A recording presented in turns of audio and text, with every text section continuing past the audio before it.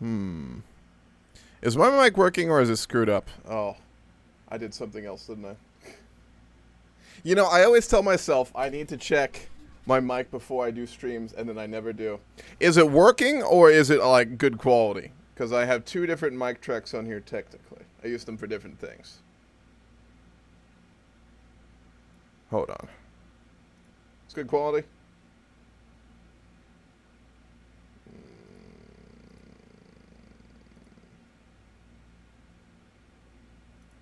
Alrighty.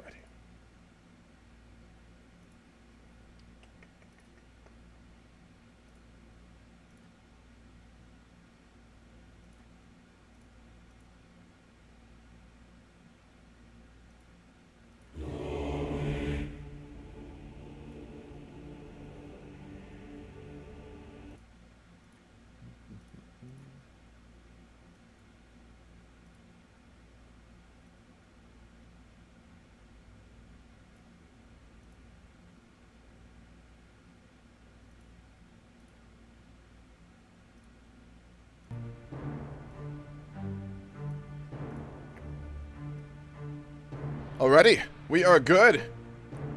I did not get a haircut. I have it back. I've been doing a lot today. I've been very busy, very hot, so hair is up. We are doing a campaign as the Armenians. These guys have a fascinating history. I'm going to talk a bit about that before we get going, but before anything else, let's cover the in-game mechanic that we are going to probably be playing around for most, if not the whole campaign. The Romano-Iranian Wars. Ever since the fall of the Seleucia, the hands of the Parthian Empire, and the subjugation of Pontus and Armenia by the Roman Republic, the two great civilizations of Rome and Iran have been in conflict against each other for supremacy over the Near East.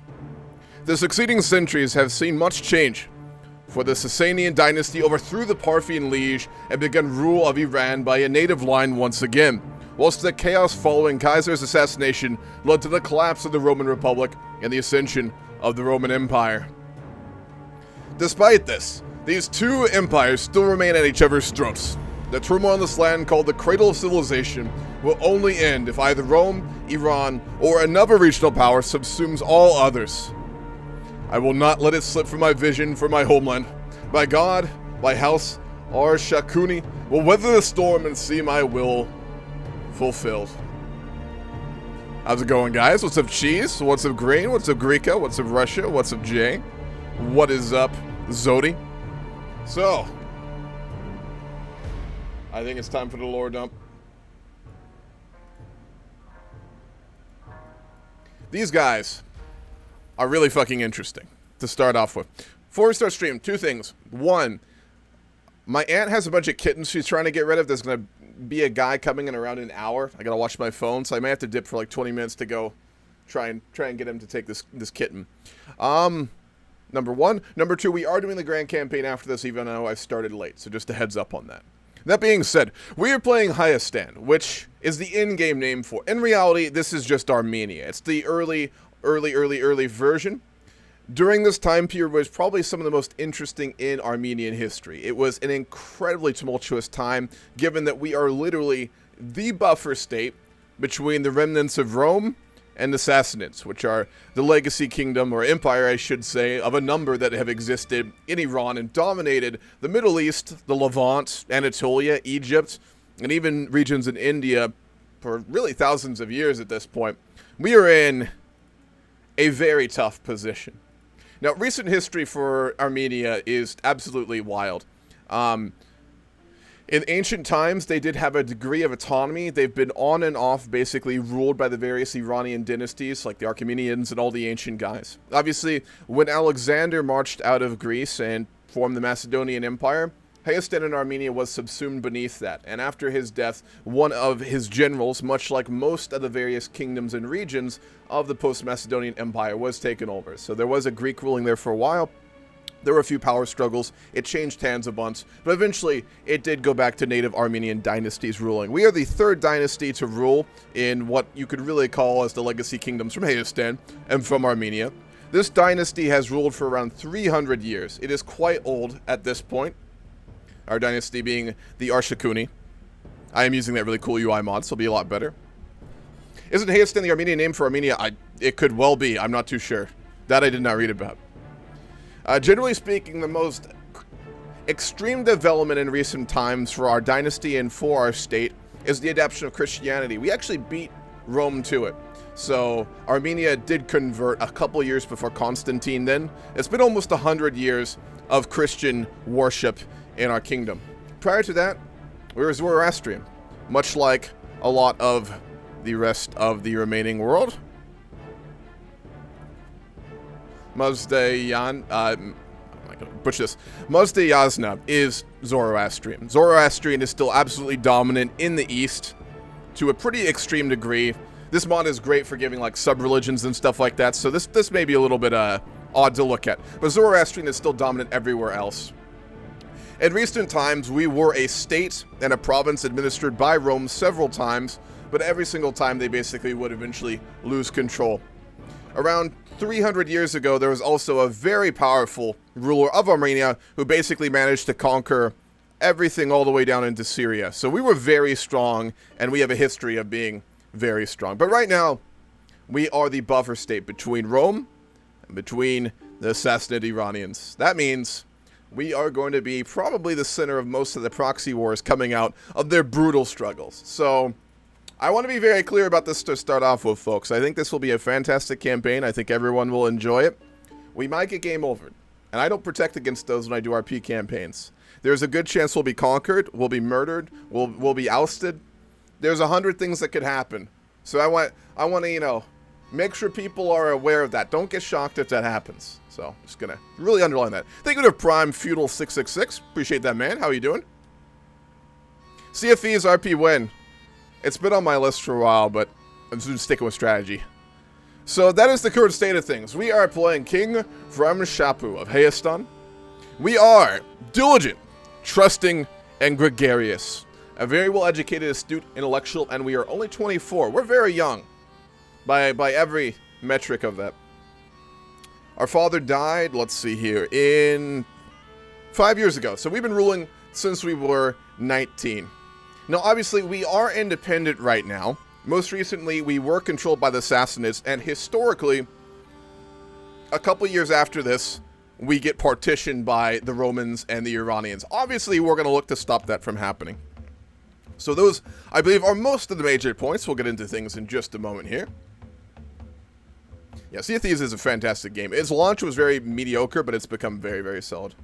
The UI mod. Let me get the full mod list for you guys. I literally made a mod list for this campaign. There's a lot of mods. I think I've got around 50 or 60 on for this. That's the other thing. If there are bugs, if there are issues, if there are crashes, I'm running probably a little bit of a dangerous amount of mods on Fallen Eagle, but I really wanted to do a very in-depth campaign, so there's the mod list if you'd like to see it, if you'd like to play it. The UI mod specifically, I think, is RUI. Yeah, RUI character. It's a very good mod. I think it's just so much nice to look at your characters and stuff. The way it kind of shows your relationships a lot better and all those sorts of things. It's fantastic. So, alrighty. Those are the major things. In charge of the Roman Empire is Imperator Arcadius. He is a child. He is 17. His mother, Imperatrix, that's a good fucking name, is in charge. She's very capable. The Iranians are currently ruled by the King of Kings, Vram IV, who is much older. 45, very experienced, very, very, very powerful. So, that is the current state of our two big neighbors. Obviously, we do also have the Lazikas, the Cartleys, and then the Albanians near us, and then the Huns to the north.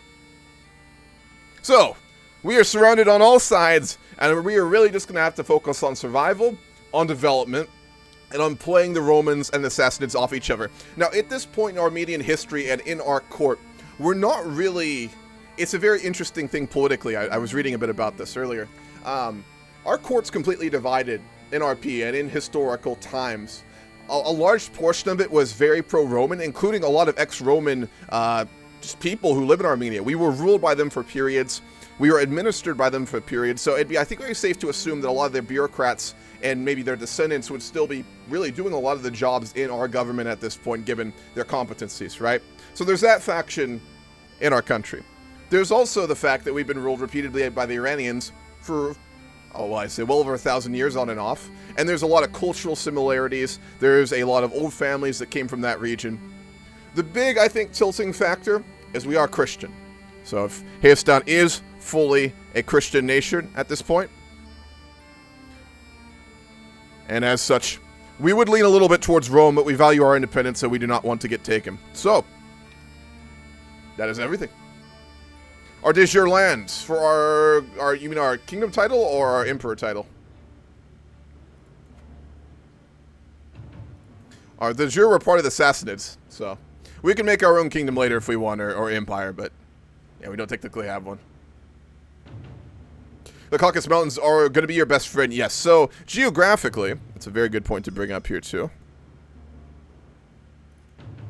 We are all hills and mountains.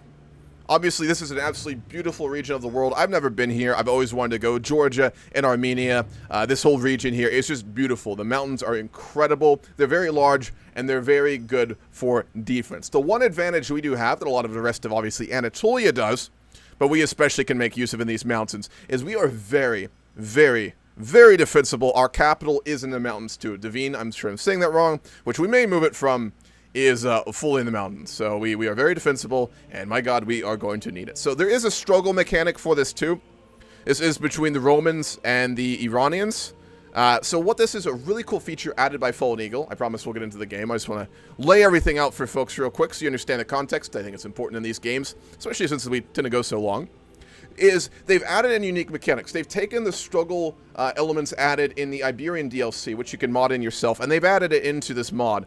Specifically, what this allows you to do is you can fight wars for basically influence in the struggle. So if we want to declare war on Imperator Aurelian, I've added some mods in, so we could do a Great Empire War, we could do border disputes, but we can also do struggle clashes. You can contest usually one title at the same time. You get tons of prestige. There's a lot of more roleplay elements to it. So what it allows you to do is basically simulate the really long, extended, violent conflicts between the Sassanids, the Romans, and the other auxiliary players in it, without just having whole kingdom titles being taken. Because the actual wars between these two powers, historically, they were long, they were incredibly brutal. So many people died. But really, in almost every one, the actual movements of borders and the spoils of war were very minor. It was mostly more of just I don't know how to put it, like a conflict that was so innately necessary due to religion and culture, it's going to happen, but due to the size, they couldn't really totally win. You couldn't win a total war, so the concessions were always very minor. The peace deals were usually forced, but you couldn't demand a lot more, because it's like, one side would be, okay, you beat us a bunch, we're ready to stop, but if you want to keep going, we can all in and take this, another 30 years. And obviously the governments of both didn't want that. So the peace deals and the way those conflicts worked were very interesting, very unique. Old school wars are very different than how we perceive them now, or even how they were, I think, in the medieval era. So kind of interesting. Unless they were barbarians and Rome just ate them wholesale, of course. Do you have a decision to restore Old Romania? Let's look at our decisions real quick. We can revive Greater Armenia. We can form the Caucasian Empire. Hoi 4 players will love that. And then I have a bunch of mods added, so we have a fuck ton of events we can do. We will not be ever struggling to find something. So, the two great things we can do with our decisions are Greater Armenia and the Caucasian Empire. Caucasia, and then Greater Armenia. We will probably go for Greater Armenia, so if we ever do that. What happened to your face? I have my hair back in a what do we call it? I guess a ponytail or something. Like I said, did a bunch of stuff this morning. I'm too hot right now to have my hair down, because in summer heat and humidity, long hair's a bitch. I promise I'm alive, and this is actually Hammurabae. We are a level 1 court. We are not very prestigious at all. Let's put up our banner. That's the historical banner of Armenia. And in our house banner. For our lifestyle, we are going to go for learning. Ignore the far right. That's not important. No one saw anything. We will go for scholarship.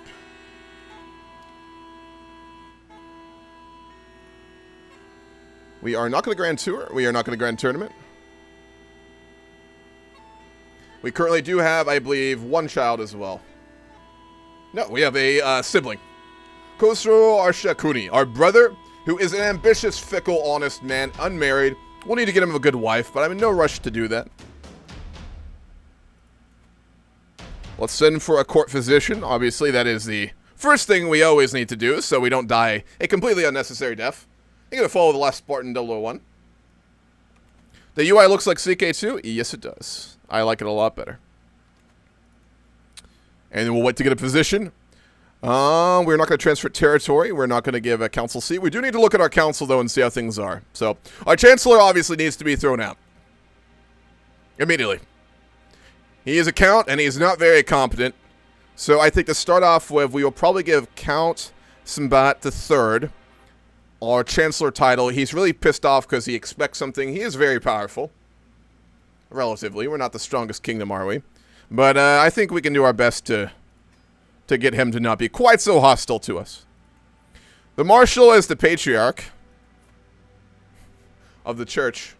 Oh, that is a tough-looking motherfucker. Jesus Christ. I'm tempted just to leave him on it, just because he seems like an interesting guy. Patriarch Sak II. Chaste, zealous, stubborn, a skilled tactician. That's a hard motherfucker right there. For our steward, we'll keep who we've got. For our spy master, we will need to change him because he doesn't like us very much, and that's not what we want. We'll do Mayor Sog. I'm going to butcher these names. Y'all know that, so I do apologize in advance. And then we do have a dynasty legacy too. Don't look at the top. You don't see that. It's not important unless magical things happen to us. For our dynasty legacy, I think I'm going to pick the first one. Yeah, I agree. The Patriarch's a bit of a fucking Chad. Do you have the invasions mod? I have one mod that adds invasions, yes. I don't know if it's the one you're talking about. I also randomized the Mongols, so heads up on that. I added a lot of mods. I posted the list already. I think for our first legacy, we're going to go House of Warriors. We've been fighting for hundreds of years. For our survival, for our overlords, for anything and everything. If we're not a warrior house at this point, we're going to be in pretty fucking bad shape. For our men-at-arms, we have siege towers and we have bowmen. Not particularly useful, I'm going to be honest.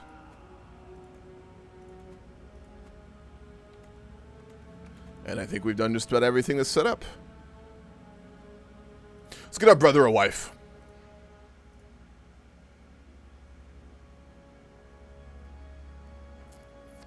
Oh, the Pontus. Eudoxia Politopoulos. She seems quite dashing. She's a member of the Pontus, which is, we have a long history with them.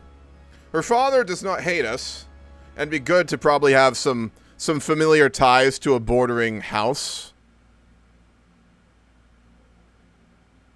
Yep. Alright, our brother's gonna marry Eudoxia. I do a grand wedding, but we sure as fuck can't afford it, so we're not going to do that. Getting main character energy from Hamu. What does that even mean? You mean the campaign?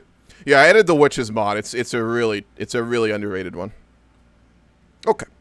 I'm going to look through all these one more time, so I'll just give you guys an overview too, because you're welcome to recommend stuff later on. I had a fuck ton of mods. We have a lot of flavor stuff. Artifacts, trading for tournaments, linguistic stuff. Let's see. We've got recruiting. Developed capital, that's because we're ambitious. We've got, obviously, the trade aspects of Fallen Eagle. It does add a whole trade system. I think there's an icon for that somewhere. I'm trying to remember.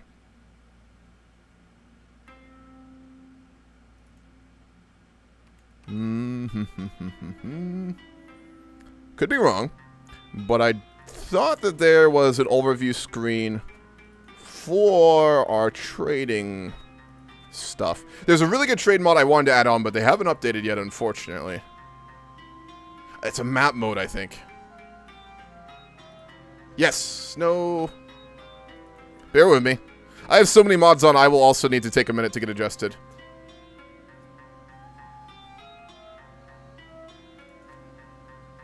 Yeah, here it is. It is a map mode. So, Fold Eagle does add produced goods. So, for example, in Devine, we produce grapes. We produce stone. We also should have a gold mine somewhere. Armenia in this time period was very wealthy because they had a gold mine somewhere. Bear with me. Are they not going to include it?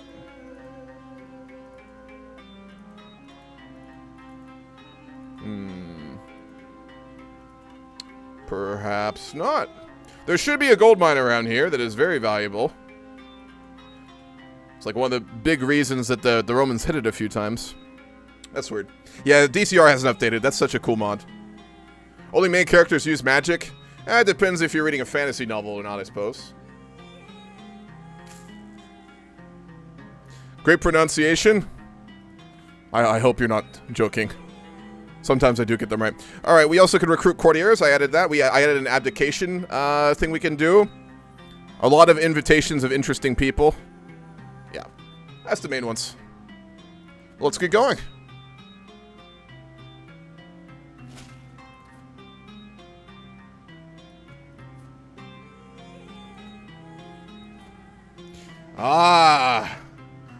The Zakatala Shah of Albania is our distant kin, and they have currently taken to being heads of our dynasty. I don't like that at all.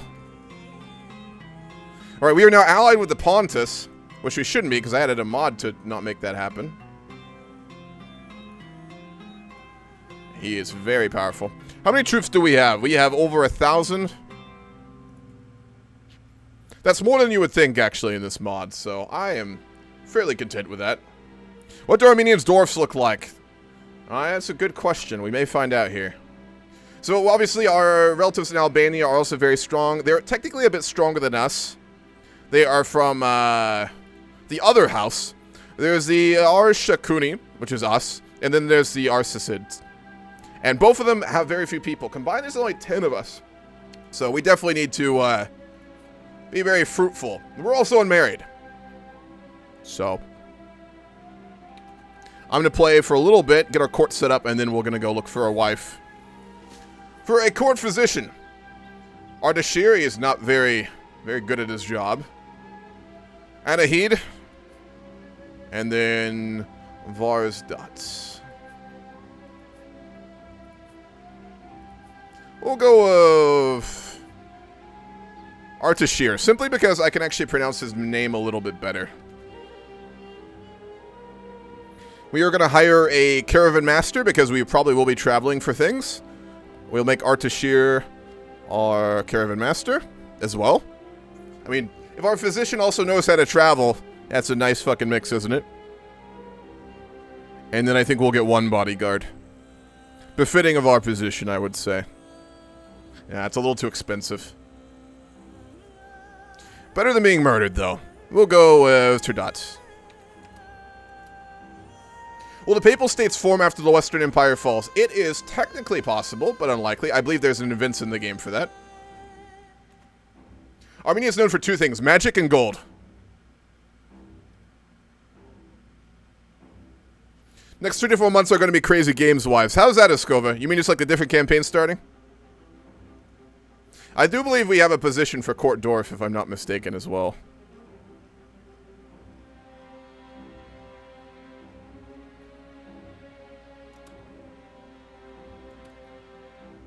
That was quick. Greetings, King Vram of Hayestan. Your wisdom and mercy are legendary. Your occupation of lands which rightfully belong to me can no longer be tolerated. It's time I see them return to my possession. Duke Tardati of Cartley, our neighbor to the north. They're about to swarm across the mountain passes already. Our kingdom is at war. Something we're well used to by now, unfortunately.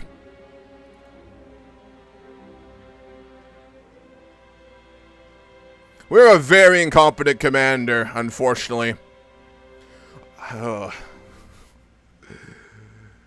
We'll make our brother lead our armies. We can trust him. What are our traits again? Diligent, trusting, and gregarious. Alrighty. How many men do they bring to bear upon us?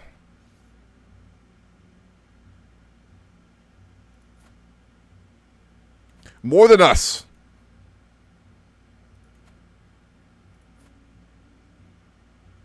They are our Christian brothers. Our brother leading our armies is married to the daughter of Visarius.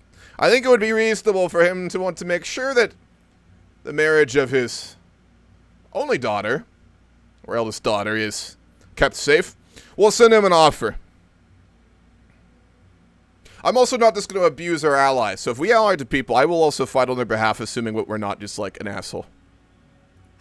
We'll make a plead for aid with Vassarius of House Pontus, because we are going to fucking need his support in this war. You know, let's hold the mountain pass.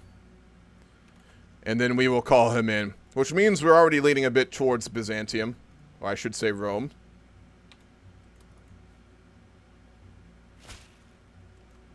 He has agreed. Can we call him into the war, though? We might not be able to. I think I added a mod that may explicitly stop this from happening. No, he's in the war. Okay. We'll hold the mountain pass and block them from crossing. We'll wait for our allies to meet up with us, and we'll cross north. I'm going to follow. Baconator combo. Do you think the Huns will be a problem? I mean, they are the Huns. They are very powerful, so absolutely.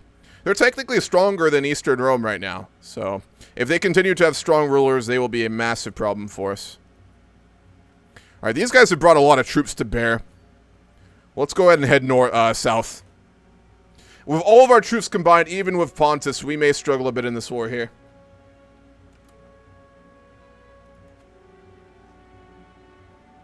Remember what I said, guys. We may get a really rough time here, so just be warned. Greetings! May you live in harmony and contentment. It seems that there's no recourse for our dispute other than to settle it on the battlefield. Vassarius Eusebius has declared war of Antioch. There's around 6,000 troops that will be marching into our lands. We'll need to be very careful and very wise to walk out of this. We need to get married, and we need a political alliance, don't we?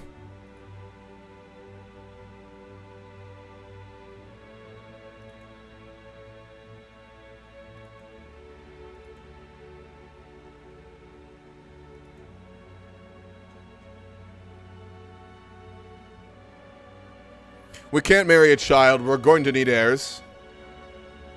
That limits our options here by quite a lot, I'm afraid. Mazik is 13. We could marry her before long. Her father is Satrap Vandid, a satrapy of Iran. He has 1,300 troops he could bring to bear for a marriage alliance. That would allow us to keep the balance. One ally in the west, one ally in the east. Hopefully allowing us...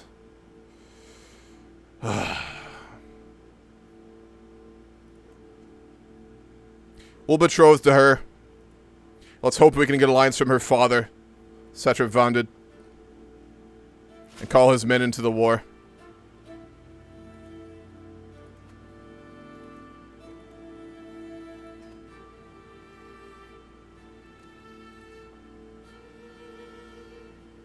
When all is said and done, we'll have around 5,500 troops, I think.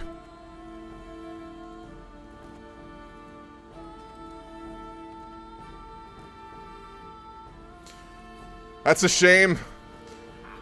A man like us would have hoped to find a wife in more reasonable manner.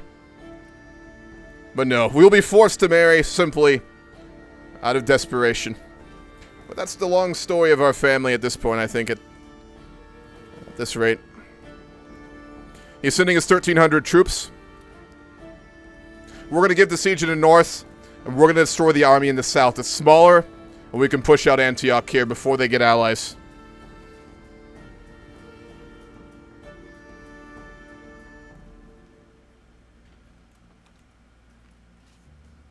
Obviously, we could have a better commander, but we're trusting, and we have only our brother left to us at this point in our life. We would not want to put our troops under the command of someone we do not know and trust, so he will lead it. Here we go.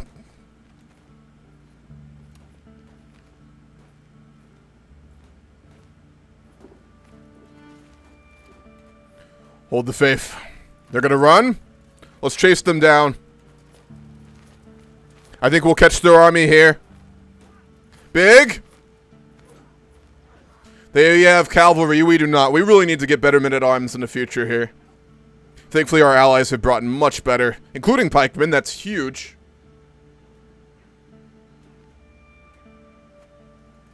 We defeated their army, and we have scouting reports that their allies are coming north to protect them. We're going to go south to Medea and see if we can defeat Antioch. Oh my god, their armies in the north are getting bad. Varazdat recently got one of his tooth extracted, since it was starting to rot. Thus, he went to town to visit one of the more renowned barbers skilled in these matters. That's a crazy thing. Back in the day, you know who the dentists were? It was actually barbers. Like the guys who cut your hair, they were the dentists. That was a real thing, like historically in Europe and in America and a lot of the historical world. Pretty crazy. How does the struggles work in the region? I'll get into that in just a moment.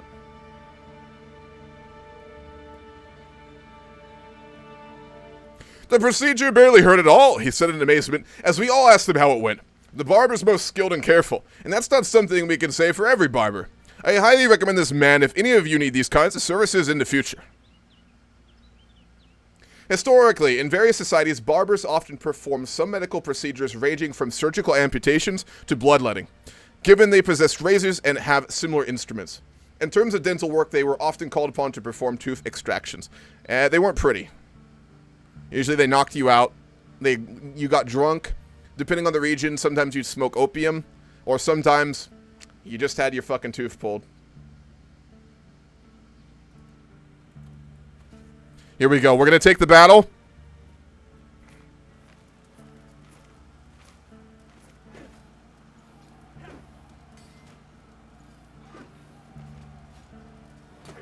Our court grandeur has gone up to 2.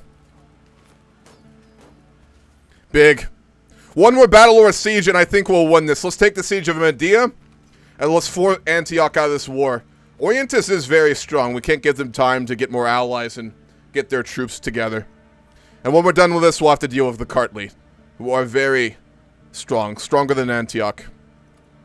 Let's take this battle. This will end the war.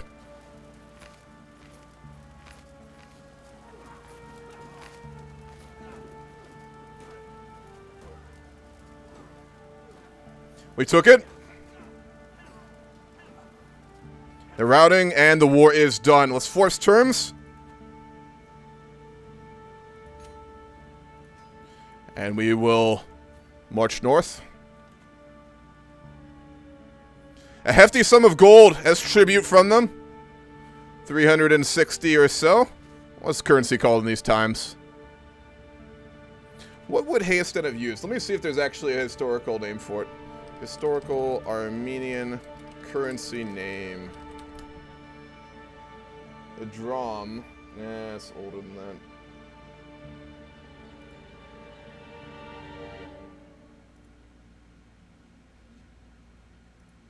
I'll look at this later.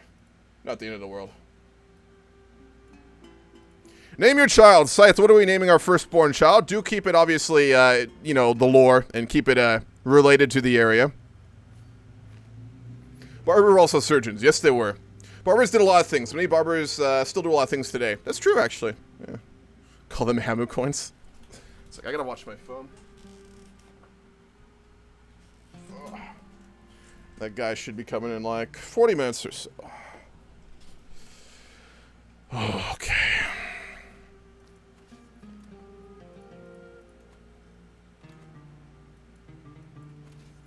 Their army's splitting. Let's wait for them to go by and see if we can cut off those 700 troops.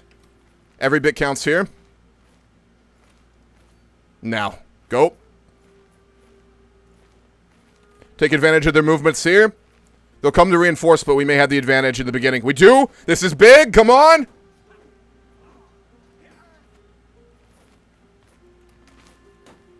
The Pontus have called us to war. We will go with them. Let's hope they stay here long enough for this battle.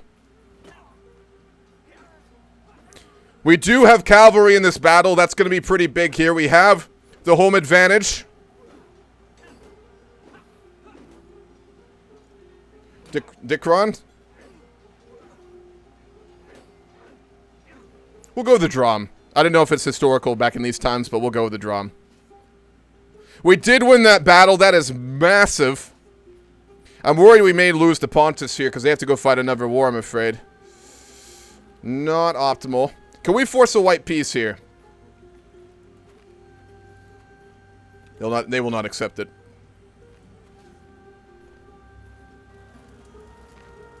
The Pontus are going to march home to deal with their own war. So we are down 1,000 men in the west. That is a big war, though. Whoa.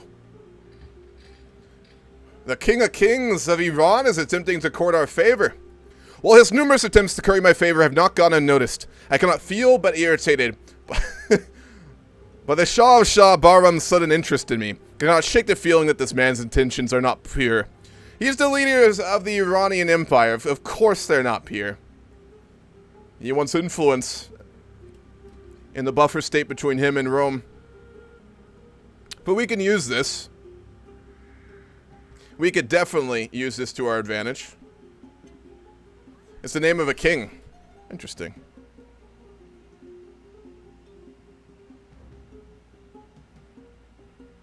He still has a certain charm. We don't like him, but we will use this to our advantage. We have a Diplo of 10, so we're not an idiot. We are so militarily incompetent, it's kind of crazy, though. We have a 1 on Marshall.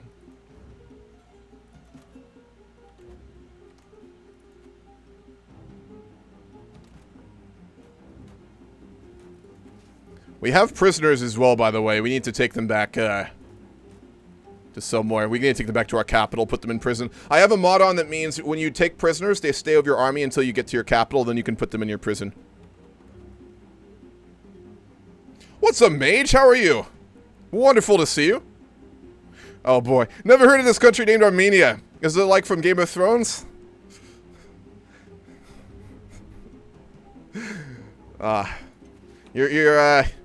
You're acting a little nationalist today, mage, I have to say. You lost tons of weights, bro. Congrats. I did lose a little bit, actually. Thank you for noticing. Hope you are doing very well, mage. Always lovely to see you. It's from Game of Rome's. Speaking of Game of Rome's, you know what the biggest TV tragedy in history? Canceling the Rome TV show after 2 seasons. Someone should go to jail for that shit. That's like the best historical TV show ever made. Fucking ridiculous they canceled it. Canaan is Hebrew for merchant. It's the name of the first known empire of that region, sometimes called simply Canaan land. Yeah, the Rome TV show is so good, man. The actors they had in it were just ridiculous. Like, I forget their names. The Kaiser actor, top of the fucking line. Mark Antony actor, I could not think of a better actor to play Mark Antony. Like, honestly. Can you think of anyone better? I can't, that's for fucking sure. The actors they had for Octavius and Augustus, so perfect. Both of them were so fucking nice. Oh, just ridiculous. Thank you for the bit, Russia. Ray Stevenson. Yeah, true. He was such a good actor, too. Polo. Man. I loved his character. Because, like, he's such a dick, but, like, he's such a likable dick, too. I was really sad he died. You haven't watched it, Trucko Nero. You would really enjoy Rome, man. I recommend it. Yeah, Game of Thrones took all the funding, sadly. As I'm out for a stroll around the market, a merchant calls me over, insisting she has something that could pique my interest. The sense of drying herbs and foreign tinctures overwhelms my senses as I approach the stall. She is rifling through her collection of dusty tomes and other treasures. After some digging, the merchant produces an old book and insists I need it for what is to come. She has a certain air about her. She's a foreign woman from the Far East. One of those horse riders. Well, we're not lacking in funds, are we? This is an expensive book, but we may be a Christian, but we remember the old ways. And it's never a good idea to not take a warning, even if it'll cost us. The book we have received is the Allen Treatise, a plain tome that shows an excellent understanding of scholarly matters, as it touches upon subjects such as theological treatises. The cover is wood that's been painted to display a repeating image of religious symbols. Interesting. I mean, we are a very devout man, but we're a very scholaristic. We study all religions, one of our nature. We'll have plenty of time to read it. when we're not defending ourselves from foreign invaders. As I'm putting away my newly acquired Allen treaties, a slip of parchment falls out. Upon it are instructions for a practice called Bibliomancy, where one might divine their fortune from a passage in a book. All I need to do is open the text to a random spot and read the most fateful verse my eyes might fall upon. Correct me if I'm wrong here. During this time, wasn't early Christianity still very involved with things that later became heresy? Because I know, obviously, fortune-telling, magic, any form of divination is very strictly against the teachings of Christianity, but I thought early Christianity was much more tolerant of that. Can anyone correct me on that, if anyone knows? It's basically just fortune-telling is what we're getting here. Yeah, it was very popular in Islam. I think there were early Christian sects that did this. I could be wrong, though. We're diligent, we're trusting, we're gregarious, we're an intellectual, we're probably a very curious person by nature, we're very learned. I think we're the type to have enough conviction in our faith that we'd be willing to bend the lines a little bit in the pursuit of knowledge. Depends on the area. I mean, we're in a region that used to be Zoroastrian for most of our history, and Zoroastrian did lots of stuff like this, so... Bibliomancy was used heavily for a long time. I think it was tolerated by the church, but not so much approved. Yep. Later on, it became a very, very big bad thing. But I think early on, it was very tolerated. So, we're a curious enough type of person. Well, we might as well test it out. I mean, worst case scenario, probably nothing will happen anyway. But, well, we have to at least take a look, don't we? I follow the instructions to the letter and select a passage at random from the text before me. Shivering with anticipation, I open my eyes and read. Fear is the mind killer. A coward dies 1,000 tiny deaths, yet a valiant man dies but once. What am I to make of this? I feel like we'd be pretty insecure about our martial prowess, don't you think?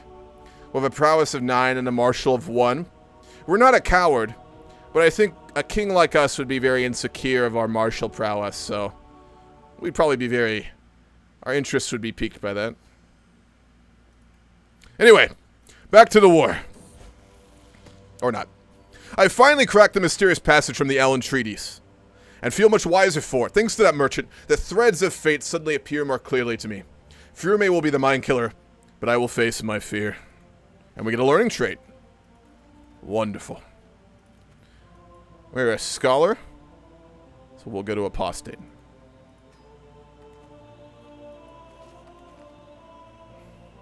A Dune reference? Absolutely. Yep. I think the Ottomans did something like this where they would read the first thing they saw in the Quran to predict the future. Wasn't it like a subset of Islam, like one of the smaller sects who really did it? Not the Sufis. I thought there was another one. I could be wrong. In early Christianity, the Aryan Christians and so forth were very ritualistic and pagan influence. Yep. So we'd probably have a lot of Zoroastrian teachings and Zoroastrian traditions still very involved with what we do in our religious practices. We got a number 1 as well. We'll go for planned cultivation.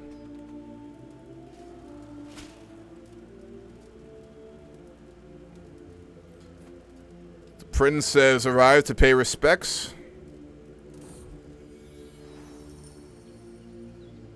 He has given no gold, but he has come to us to swear his allegiance. This is not a battle we want to take.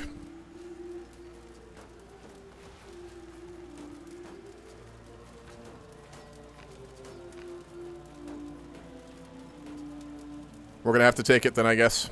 They're going to march. Yep. This is going to go very bad. We're going to lose this battle by a lot. From all my evenings watching stars, I have seen with my own eyes what I have only heard of before. The stars move at different speeds and reverse their course at different times, but seemingly in large groups, depending on which celestial sphere they belong to. Indeed, with the right calculations, one can even predict their movement. This is very heretical. We're not going to pursue that. Even for us, this is a bit heretical. Yeah, let's look for a white piece. No, not by a long shot. I heard the merchant worshipped this sky god called Tengri. It's one of those Eastern religions. I'm not too sure, frankly. Though I think the Huns worship them, don't they? That empire to the north. Probably came south from them. Let's retreat. When we can here, we're gonna get slaughtered. Oh, wow. This was pretty disastrous. Yeah, we're gonna need mercenaries. You're absolutely right.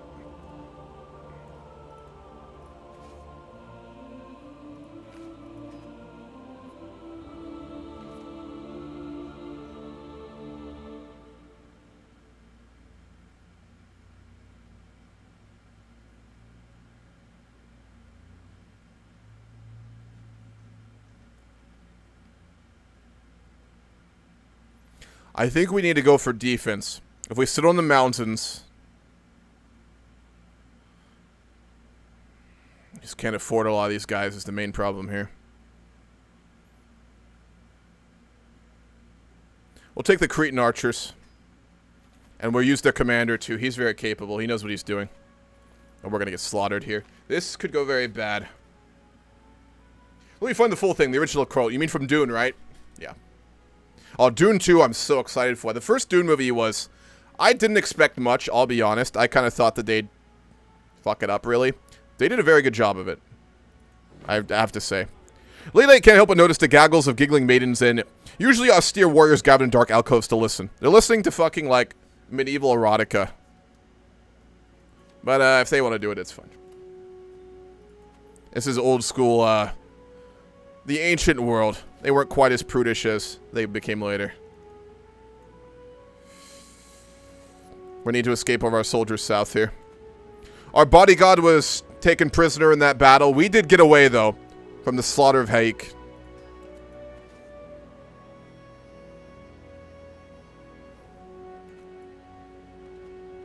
Even though I really like Dune, my brain can't handle anything past Dune 2. He gets out there, that's for sure. I've read 3 of them, I think. Oh, this is not looking good. Let's create a new rally point in the south.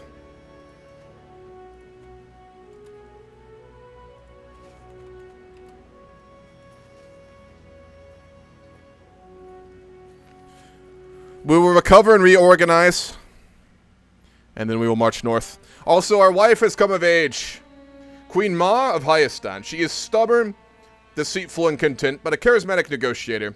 Not the most competent, but again, she was very much a political marriage. In every sense of it. Get the Holy Order as well. I believe they're our religion. Yes, they're Nicene Christians, which means a Holy Order will not fight them. Well, with my marriage to Queen Ma, the realm expects us to throw a suitably extravagant wedding ceremony. Unfortunately, we are at war. We will collect our dues for it, though. We need the money. I'd love to host a grand wedding, but it's just not going to happen at the moment. We have around 2,300 soldiers. We cannot contend them with that. The Pontus are getting destroyed in the west. Oh, I'm not too sure what we can really do here. I'm going to be honest.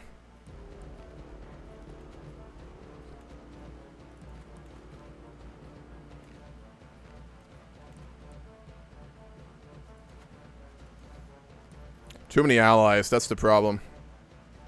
I'm going to follow Dark Galaxy. What do they want? They're only taking Prusa, I think.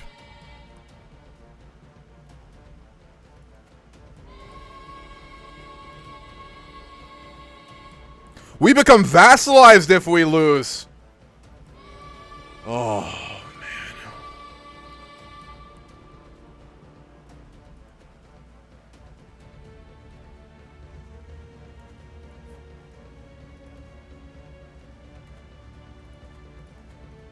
What about our family in the West?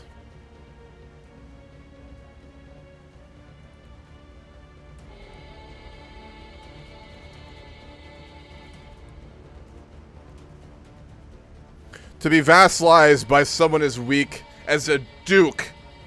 We're a king. We are a shah. We will not bend the knee to a fucking duke. But we don't have many options here either. We've managed to defeat one great power, but the other...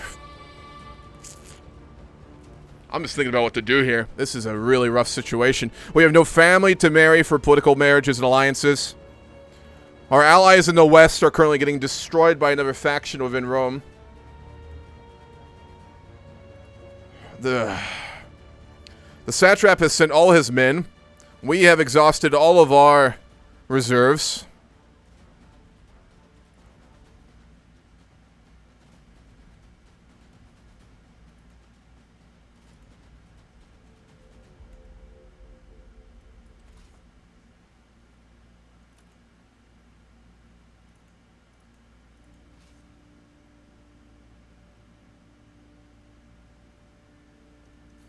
I'm going to try and disband our special units and get them to go back to full power.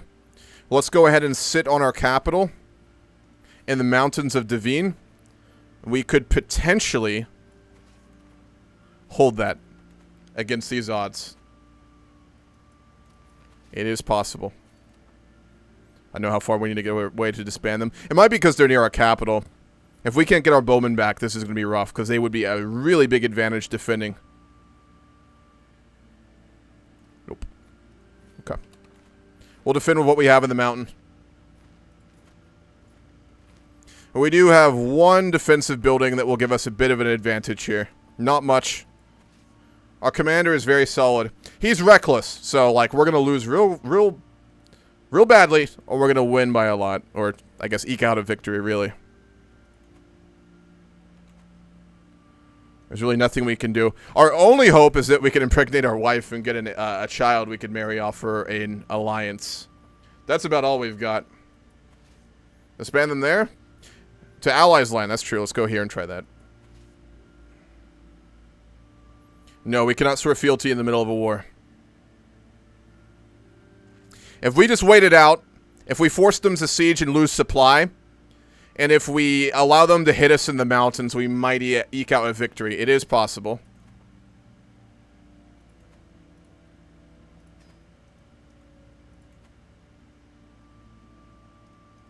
I think they're coming.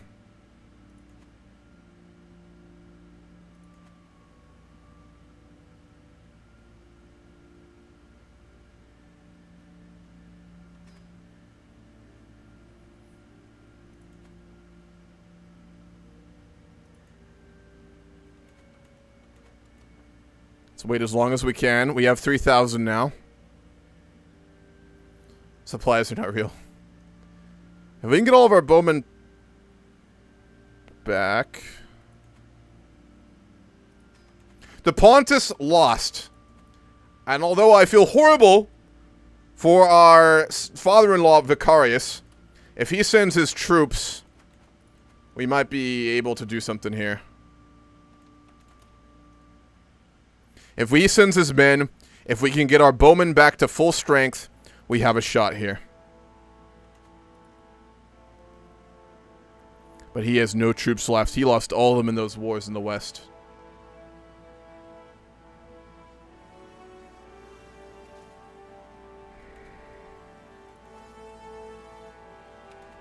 How much more land we can give up? Probably one more de jure county, one more province.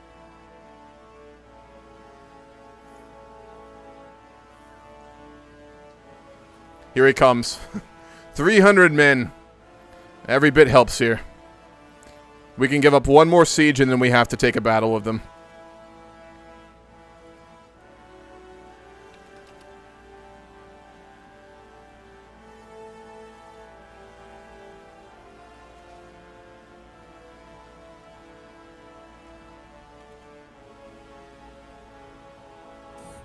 No, I'm not going to rush it.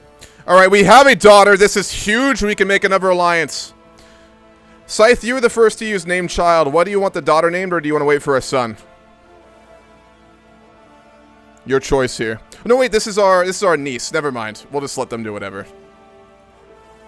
Judith. Can we marry her for an alliance?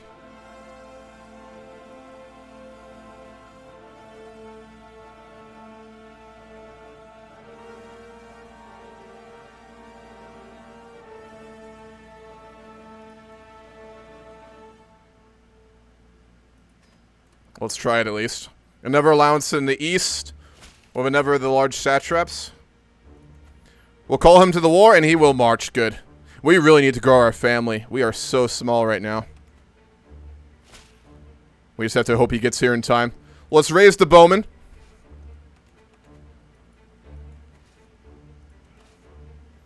Let's march.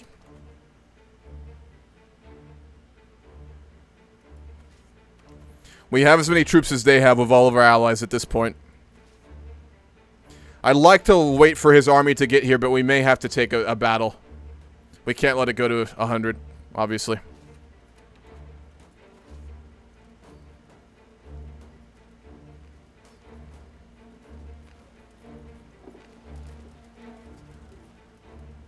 The Pontus has sent another 400 men. We'll hold up in the hills of Kalat and wait for our allies to arrive. And then we'll immediately march on them.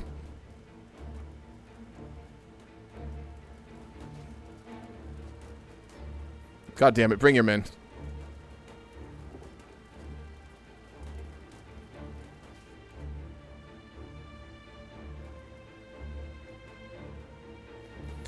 Already, a very decisive battle on the horizon for us.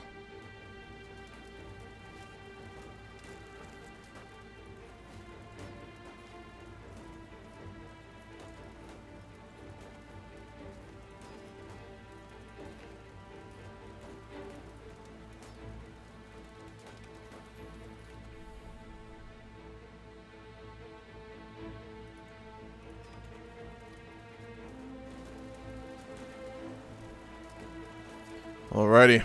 He will take that siege before we march, I think. Manzakurt.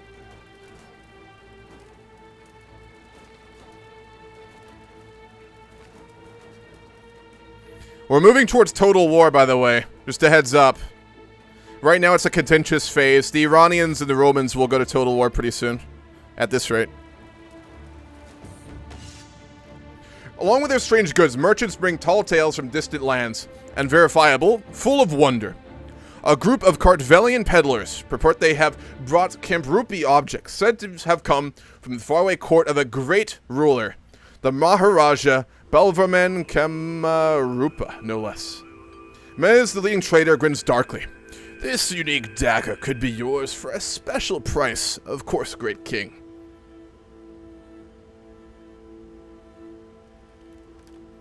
Unfortunately, we cannot give away war funds for such an artifact.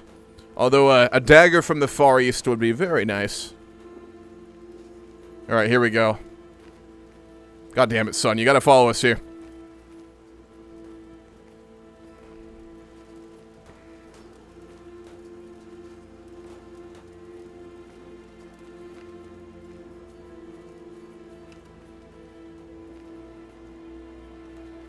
Yes, necessity is a Zoroastrian. Absolutely.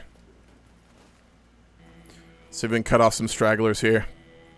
We'll chase them all along the border. They've gone into Roman territory.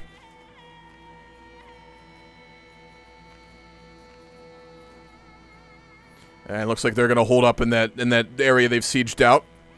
Nope, they're gonna keep moving. The longer we hold them off like this, the lower their supply goes. One of our prisoners escaped. It's fine.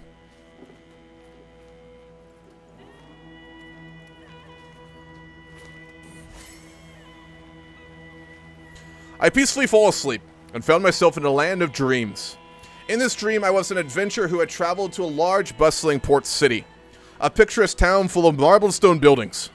It was a picturesque place. Anyways, there were so many sights to see, both within the city and outside near it.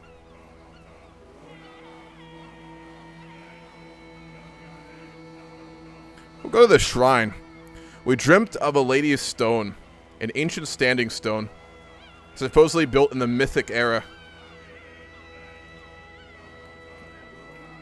Such a prophetic dream before such an important battle. Here we go. They have the advantage. We need to hope that our reinforcements get here in time, but we are winning. We have a lot of archers.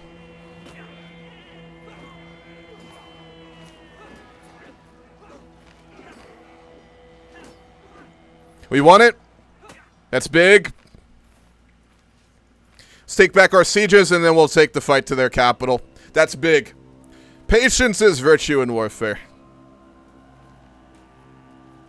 Would be fitting to have some system of downplaying right now because you're Armenia, but I guess copyright's a bitch. Yes, it is. I used to not give a shit, but after some issues I've dealt with my VODs on YouTube lately, I'm a little gun shy, to be honest. We are playing as the Kings of Armenia. House Arshakuni. We've been fighting for 4 years now, by the way. Rome is doing fine. They just had a massive civil war.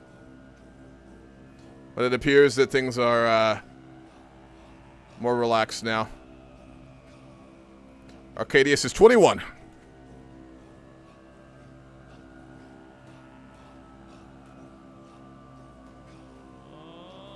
It's a good thing we got all that ward from money from the War of Antioch. Otherwise, this war would have been over a long time ago.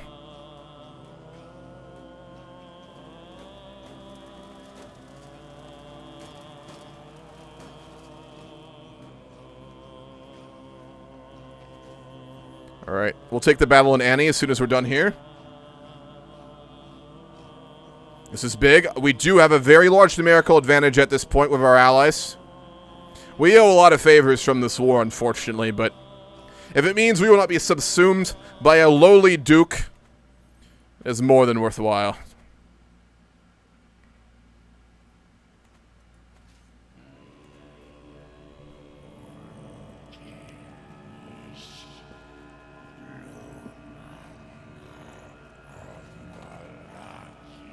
What's up, Sir Kaiser 18? How are you doing? They're running? I think we'll get there in time. A battle in the winters. Nope, not in time. We'll take the fight to the mountains. That's still our territory. We get the advantage. Big.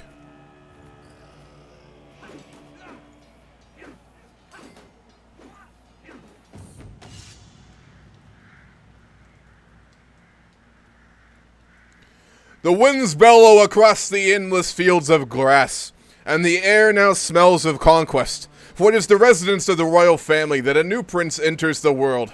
Attila is his name, and the shamans foretold his destiny to commence a series of conquests not yet seen in Eurasia. If the shamans speak their truth, then the birth of this new prince bodes well for the Hunnic Cognate, but not much for those who reside in the opulent cities of the Roman empires, or those who dwell in insignificant towns and villages across Germania and Carpathia. Through Attila, glory awaits for the Huns and for their empire. The Hun. They gave him a whole trait. I never see that. That's freaking cool. Oh boy.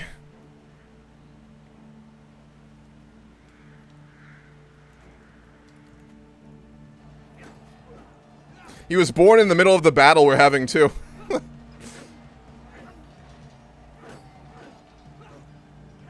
We are going to take this battle in the mountaintops of Hayek. Big. Opening the way to their capital and the end of this war. Those mercenaries will only be here for 5 more months, but they've done their job. Money well spent. We'll siege out Tbilisi. Tbilisi? Hmm.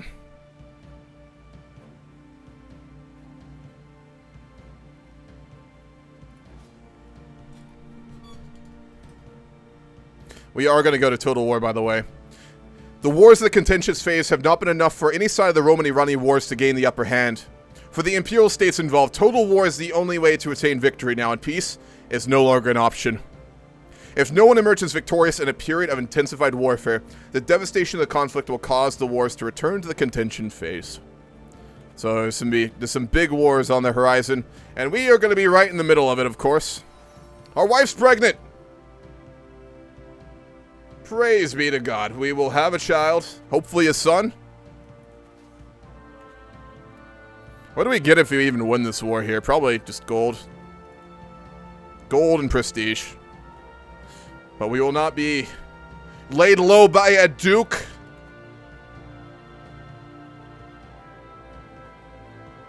well. Started my own mega campaign inspired by House Tours recently. Hell yeah. So busy playing the Italian Habsburg. Did you start in Baron Kaiser or what'd you start at? Oh yeah, man. We're already an hour into the stream. Are we already? That's how I know I'm enjoying a campaign. When it feels like 10 minutes and it's been an hour. I mean, being locked into wars for an hour straight will do that. We're going to take their capital here. And then we'll go after their army. They're sieging at our capital, too.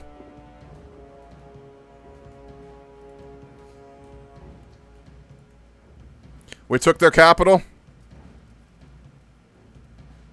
Let's march. Habsburgs in Switzerland. Hell yeah. That's a fun start, dude. Are you gonna just, like, focus on Italy, you think? Or will you go for Austria, historically, for them?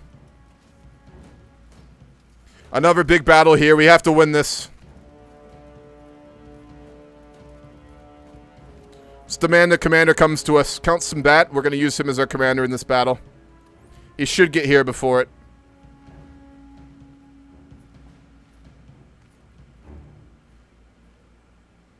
But he won't get here in time.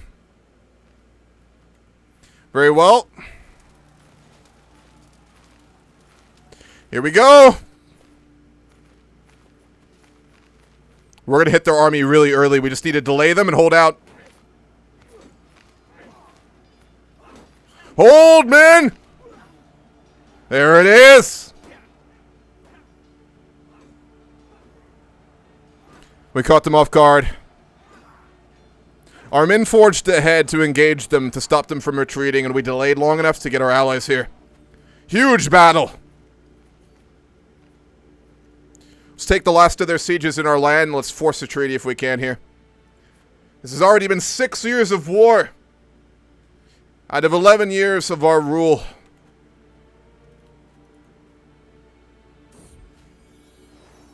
A son! No, we will give him another name. What was the name that you wanted? Dicron, right? Dicreon, I think. What? Scythe, you named him with your points. What did you want him to be named? Stay away from Austria and try to build Greater Italy. Hell yeah, dude. That's a lot of fun. Italy is a ton of fun in EU4 and Vicky 3, so you'll have a great time with that. Canaan. Very well. Our heir and son, Prince Canaan. Let's go ahead and ransom Mayor Vassal. We need the funds right now.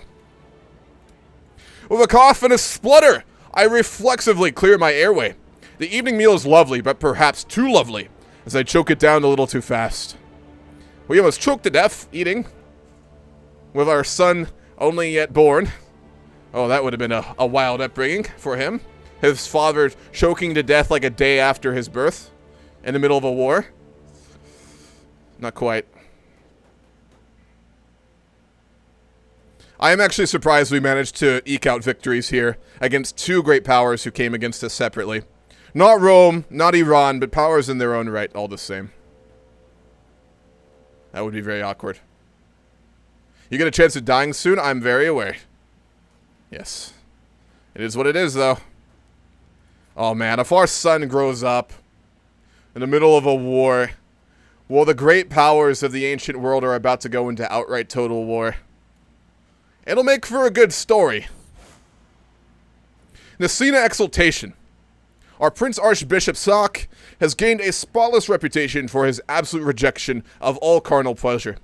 His unwavering discipline has served as an example to follow for many young Nicenes, trying to resist the debasing lure of lechery. I hope the blue balls are worth it, brother.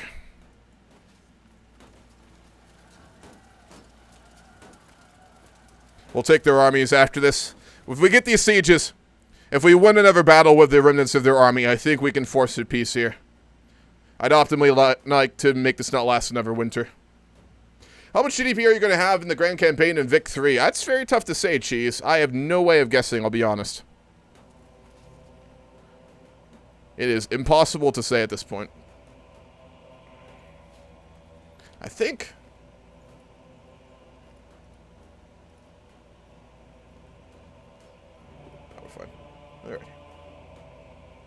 Thank you for the bits, Abyss WS. Fallen Eagle lead dev here. Take the bits for streaming the mod. Oh, appreciate it, man. I absolutely love your mod. Your love of the era, your work on it is fantastic. Appreciate people like you who make things like this for CK3. It's really cool, man. For all the many of us who play these games and know mods are what make them fantastic. Appreciate it, dude. Alrighty, the sieges are done. Let's take this battle in the south. If we have to, we'll go north and siege them out, but I'd really like to avoid that. We'd be really pushing the boundaries on our alliances at this point. I feel like, given Visarius just defended his own war and is still fighting ours, we're on a very thin thread here. Antonius declared patriarch of Nicene Christianity. We're going to win it, of course. We have the men now. Their advantage is long gone. We may have to march, unfortunately. I'm not going to take a white piece. We're going to humiliate this second-hand duke and show him what real power looks like. We are a Shah, not a duke. Learn on the job?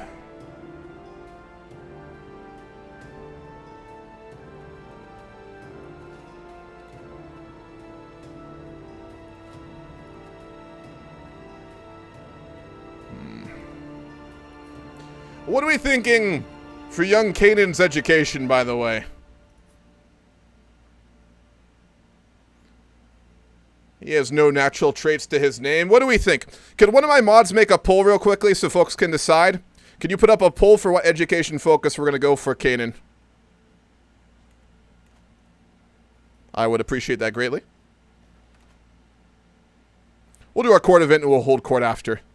We're not a great warrior, but a man of our stature, a man of our diligence, would certainly be riding with our army. So we have not been home to Devine in quite some time, I'd imagine. How do I make a poll? You go into the mod interface, which you can open up at the bottom of the screen, and then there is an option there to make a poll. It's like a little cog at the bottom, or like a little mod icon that you have. Our wife is pregnant again. Wonderful. That is huge. We need more children. Our dynasty is not a large one. We've grown in recent years, from 10 to 15. But a large family is much harder to destroy. I am going to ask the Patriarch for gold, given we've been fighting these wars. I will very much try not to abuse that feature, but we will use it right now. And this siege should end the war for us. Let's call... Oh, the Duke is dead. It's Duchess Salome now. 43. Her husband died in this war. The fool. We'll force a peace on her. She'll lose her claim. We'll gain the gold. And we'll gain the prestige. Let's end this war. A hard-fought war. As well as that with Antioch. But we are victorious. And we have become quite renowned for fighting off 2 invasions at once. Oh, we can finally take a breath. Let's send the men home to their wives. And let's take a moment. My gosh. First hour of the game. Nothing but conflict and war already. We are 31. We have a son. Our wife is about to bear us another child. She is 20 now. We have an alliance with Visarius of the Pontus.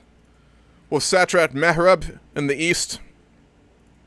As well as Satrap Balash. We are still trying to balance off both the Iranians and the Romans. And have managed to do so quite well, I think, with our alliances. The Shah of Shahs himself attempted to win our favor. So we'll have to hope that we will have some time to build up. If anything, this war has shown us that we ourselves are not a great military mind. We are not a great warrior. We are not a great commander. But we're not a fool. We know that our armies are not strong enough. We know that our strength is not enough to protect us, nor was it in the past. It's been a long time since we formed the kingdom of Greater Armenia. We will need to prepare, we'll need to rebuild, and we will need to grow our strength in the days to come. A pool of blood is congealing around the feet of Achakios, a diplomat sent by my ally Vissarius of Pontus. By the immense quantity soaked up by the fine carpet, I can only assume he has been bleeding on the spot for hours, if not longer. My apologies for this mess. I was defenestrating by a dwarf trying to rob me in an inn on the journey to Devine. It will be days until my blood loss is fatal. We're going to make him go see our physician. We can't have a diplomat of our greatest ally after he's helped us for 10 years dying in our court. No, he'll have to go see the physician. And he did. Good. Marshal! Very well. Young Canaan will follow the path of the warrior. He will need it, won't he? We know that for sure. And with that, let's hold court for the first time in many years.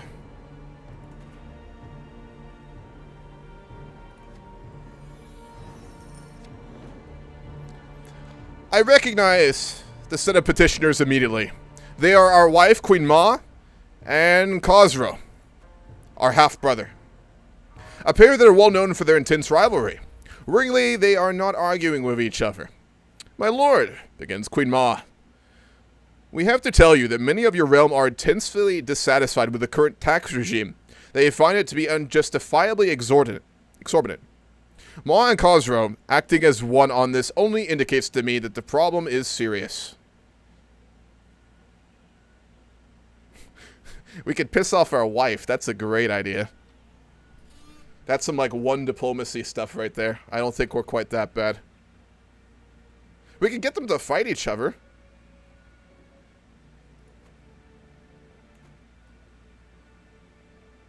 Let's try and convince them otherwise. We need those taxes to rebuild. We can't lower them, unfortunately. And we succeeded! Good. Our wife and her brother walked away fine. Fine by us. The man who approaches my throne is clearly a commoner. My lord, I represent the local community of Devine, our capital. In the last few months, our cemeteries have been plagued with the disappearances of bodies. By our physician, Artashir. He is too valuable to do anything against. We're also a very learned man and would probably tolerate things like this, which is really just, dissection of bodies. So we'll tell him to stop it, but we won't take any other action. My implacable knight Mlad bows before me, his trusty sword glinting at his side. I have served you faithfully, my liege. You know of my charge against Count Barzabad of Klarjedi, amongst the hills of Mush. But I am no longer young. I bid you invest me with my own lands in your kingdom. Other lords have been given more for far less. He's not that great of a knight, is he?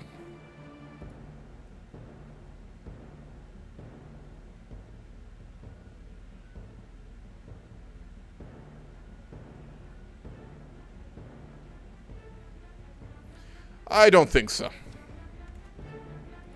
I don't think we are in any position to be giving away titles. Nor that of our vassals who have fought in wars for 10 years now. We are not a fool. What's the mod you use for your character string? It's called the RUI mod, Abby. I can give you the link of the mods I'm using right now if you'd like as well. It's the RUI mod. I really like it. It's kind of more similar to CK2, and I find it to be a lot cleaner and a lot more enjoyable for use. It just fits, especially the vibe of Fallen Eagle, a lot better, I find.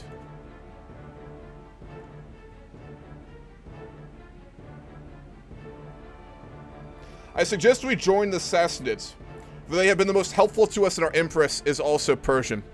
Our wife is Persian, but Vissarius of House Pontus is married to our brother, and he gave more aid than anyone else before anyone else in this war. It would be a fool's errand to swear allegiance to any power other than ourselves. We must bide our time, build our strength, and attempt to remain an independent kingdom. Our ancestors would not look kindly, nor God himself look kindly upon cowardice. We have another son. This one is Dikro, right? Yes, it is. Okay. Prince Dikro, our second son. It's going to be expensive.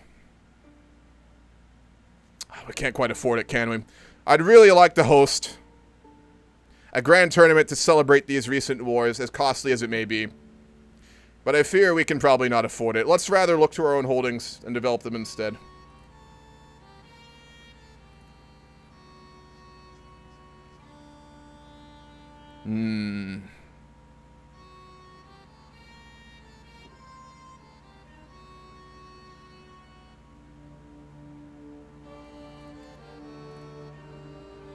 I'm just going to fortify the hill forts further, to be honest.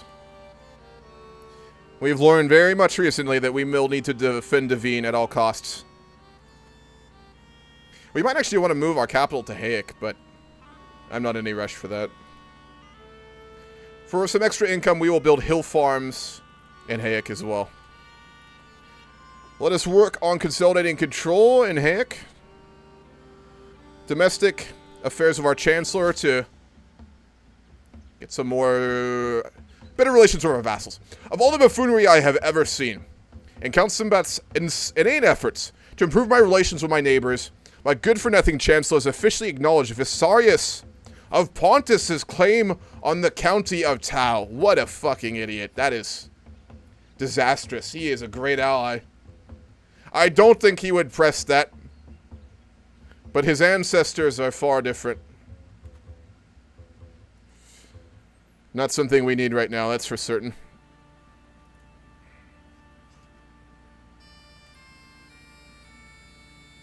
Does Tau have something special? I don't believe so, Curse. It does not. Cheese, you were the third. There were 3 in a row. I think at least 3. So you'll get the next son. Reminds me that I should rename Egalitarian to Cosmopolitan for base TFE. Yeah, I've got the mod on for it. It's just nice, a little nice flavor thing, you know. Not the end of the world. The mod I really wished we could have used for this was the trade mod, but I don't know if they have a timeline on update. I looked for a mod and I couldn't find one for them, which is a shame.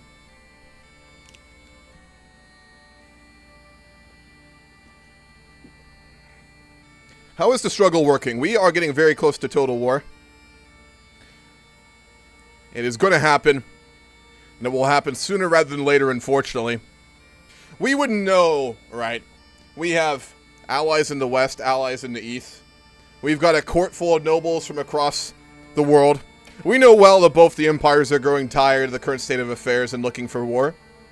Imperator Arcadius is now a man. He's no longer a child, and he will be looking, most likely, for ways to consolidate and expand his power. And the Shah of Shahs is gaining... He's quite old now. And we all know that great leaders in old age tend to seek their legacy. And I don't think we'll be spared from these conflicts. What's up, Orion? How are you doing?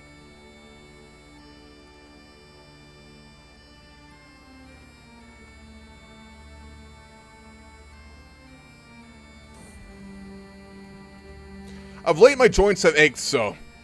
There has been a certain bruising, inflammation, at the very least a gathering of waters about the mobile parts of my limbs that cause me no little suffering. I have only the hope that it will subside given time and given rest. No, we're not feeling too well, that's unfortunate. We do have a very solid physician, thankfully, though. Yeah, there's going to be a big war coming, that's for sure.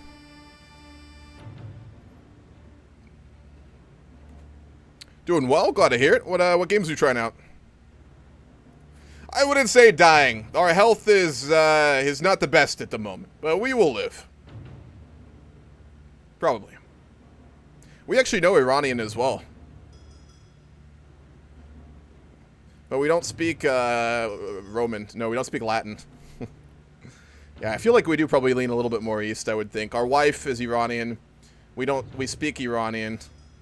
I believe in recent times, the last people we were technically controlled by was the Iranians. But the Pontus are a very useful ally.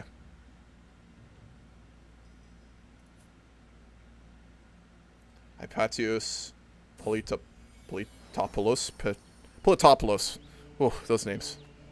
My vassals informed me of an obscure law in the county of Vaspurkin that states none but the king may be its protector.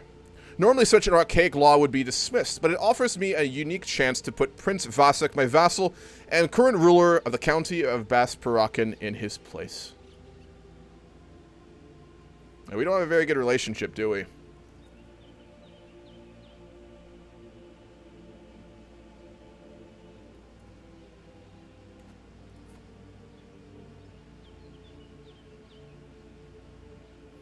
We're trusting by nature, but we don't have a good relationship with him. He is very religious. He'll keep the title. We'll give up our claim. Peace in our time. Been streaming The Longing for months. Oh, nice. I've never heard or played The Longing, Orion. What's that? Do I follow you on Twitch, by the way? I don't know if I do. Let me go make sure I do real quick. I'll need to catch one of your streams.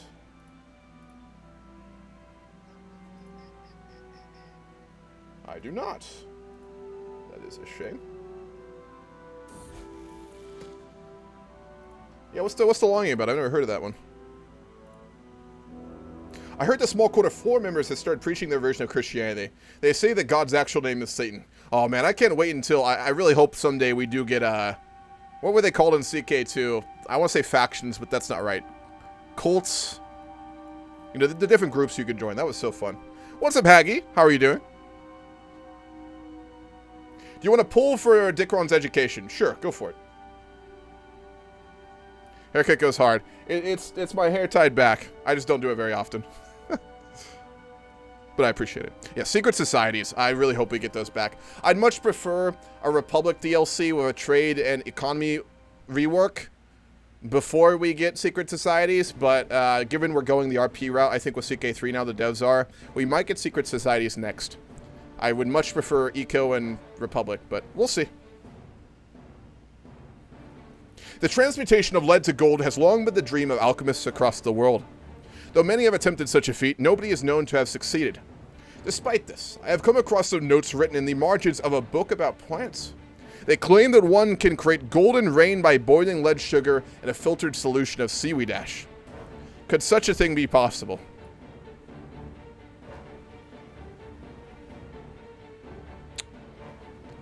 I mean, we might as well try. There's no harm in trying such a thing, I'd say. It's a game in which you play a little shade who's tasked to wait 400 days before the Mountain King sleeps and regains his power. 400 real-world days, like in real time, even if you're not playing. Whoa, that's an interesting concept, real time. That's kind of like Fable. Fable used to be like that. Huh, I have to check that out. I hope they also add a pop system. Oh man, if they added a Vic pop system, that'd be so incredible. I don't think they would, but that would be so cool. Adventure game, gotcha. You're entirely alone. So just like, is it like exploration then? The first region I need to obtain is lead sugar, an ingredient used to sweeten wines. Hold on. Did they put lead in wine back in the day?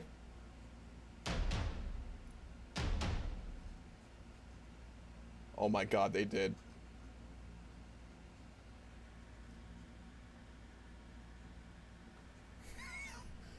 How did I not know this? I used to be like a Roman wereaboo back in the day. I was obsessed with Rome. How do I not know this? Like other lead salts, lead acetate has a sweet taste, which led to its historical use as a sugar substitute in both wine and foods.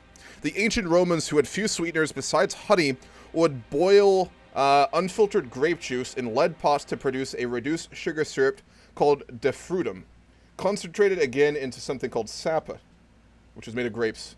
This syrup was used to sweeten wine and to sweeten and preserve fruit. It's possible that lead acetate or other lead compounds leaching into the syrup might have caused lead poisoning in those who consumed it.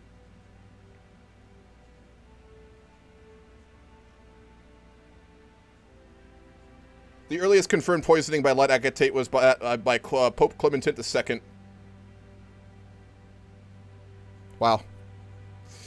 Oh man. That's terrifying, but I suppose not surprising. Dicro, not Dicro. Alright, I will change his name. Give me just a moment. It's very contemplative and probably what I'd call boring if you're not into it, the right headspace. I got you. Relaxing games like that are really fun. There was this one for back in the day. It was like where you were in like this desert world and you were like this floating sprite, kind of similar. That was more story based. I want to say it was called Journey. Kind of similar sort of vibe.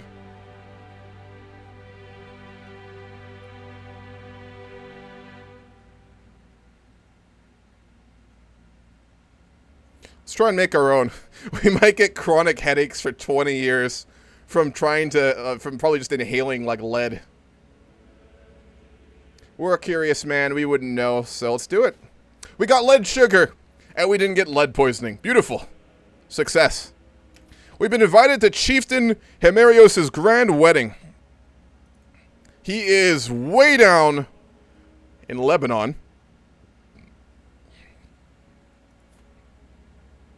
We haven't been to any official events in quite some time. It'd be good for us to keep up relations with Rome. And honestly, it'd be a good way to relax after all these recent wars. Let's travel. It's a long ways, and it's actually going to be quite dangerous. Let's hire some mercenaries. And let's hire something for dry lands.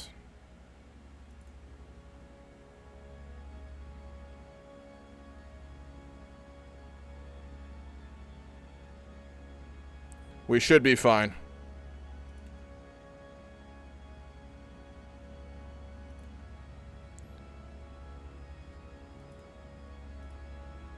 Let's go to Antioch as well.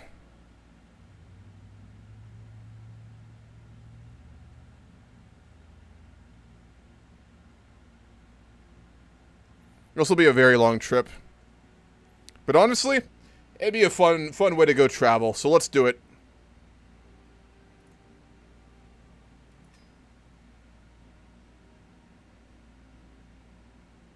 This will be around a year. That's fine. This will probably be our only great trip in our lifetime. Are we not allowed to stop in Jerusalem? You would think that would be a destination, but I suppose you have to take a pilgrimage. Yeah. We'll say RP-wise we're going to stop there, though. Alrighty. We are underway. I believe our wife will probably be in power while we're gone.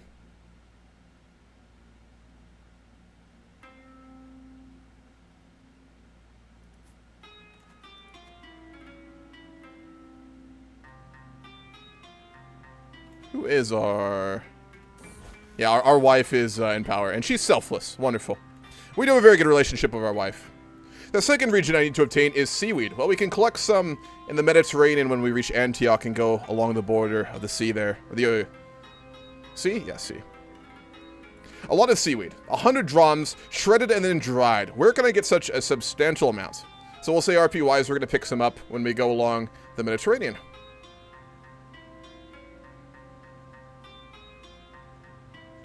You'll get it from the coastal towns along the way.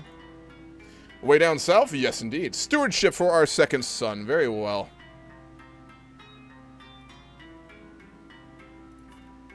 Let's rename him to... What was his proper name that I was supposed to do? Dikro.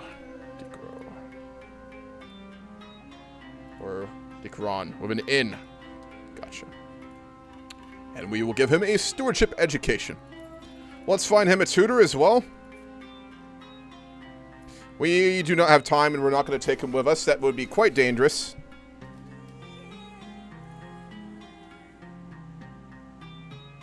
We'll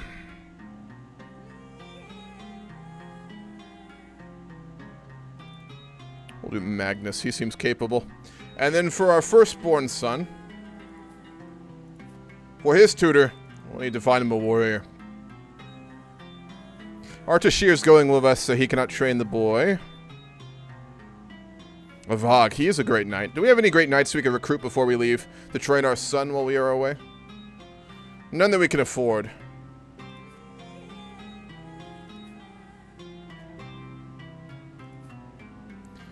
We'll make Artashir teach the... Oh my gosh, that background is so cool. Look at that. We'll make him teach him when he gets back, but for now...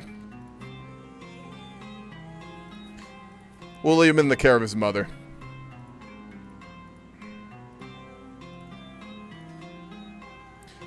And we're also going to hire a tutor before we leave as well for our court. We will make a Vok. And we will be on our way. It's finally fixed. And none of this had anything to do with me being too quick while typing a missing letter. I always do that. Deacon is Armenian for name of a king. Train your marshal if you want knights. I want control more. The wars have been very bad. The people, our vassals, and our subjects expect safety in our realm, and they don't have it. We need to get control in all of our lands, and then we will train commanders. RimWorld is a game you could play forever. True. RimWorld's fantastic. I've played so much of it over the years. As we traverse the highlands, trudging through grass, we encounter a modest wayward shrine. Naively carved, it sports a cross at its head, and below the weathered words, "Here lies Saint Seda of Vasparakan, blessed daughter of Selkert." Saint Seda, or Vasparakan. It seems a local spiritual figure is being patronized in these parts. One not sanctioned by the Nicene clergy. I feel like, though we're very religious, we are a semi-tolerant man within reason. We're very educated. I think we're quite wise, to be frank with you. So we'll honor it. We'll honor the locals and be on our way. At last, I have all the necessary reagents to produce the golden rain. The lead sugar is safely stored in the waterproof casks. The cord of dried seaweed are stacked in the furnace, ready to burn. Will this be my magnum opus? Nothing risked, nothing gained. Let's do it. After mixing the lead sugar into the solution, it suddenly turns a vibrant yellow. I had a moment of worry when the mixture became clear after boiling, but once it cooled back down, I saw small golden-colored crystals form in my flask. Upon examination, I could tell these crystals are not true gold, as they are translucent. However, it's possible that this reaction is one of the fabled 12 vital processes needed to create gold. That's a moderate success, I guess. We'll take it. And we get a learning perk out of that, too. Nice. We are almost a scholar. We are now a scholar officially. We got the laurel and everything. Beautiful. Philosophy, nature, and knowledge. Understanding the world is the only way to rule it.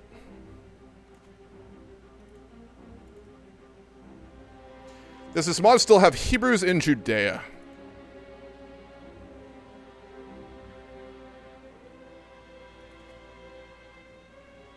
Yes. Yes, I believe so. Well, the Hellenics are still around. That's badass. I do love the sub-religions that Fallen Eagle adds. They're so interesting. But yeah, in Maib, there's Jewish religion there. Phosphorus, it might have been. Does anyone have a chemical understanding who's not a liberal arts major like me know what he just made out of curiosity? He combined seaweed with, what's the name of, the exact name? Lead acetate. Lead 2 acetate. Does anyone with an actual non-liberal arts degree know what that might be? We are now the head of our dynasty. Getting the respect we deserve. We're also the head of Armenian culture. Beautiful. Strong believers. Fervent temple builders. Hill dwellers. Highland warriors. And xenophilic. Very nice combination right there.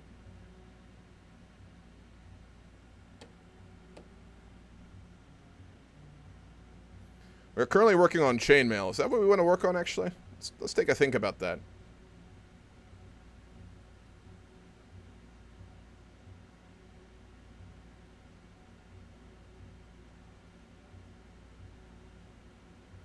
We'll work on chainmail.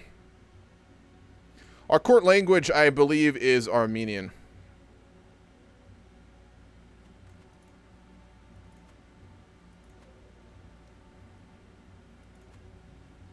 No, it is West Iranian, actually.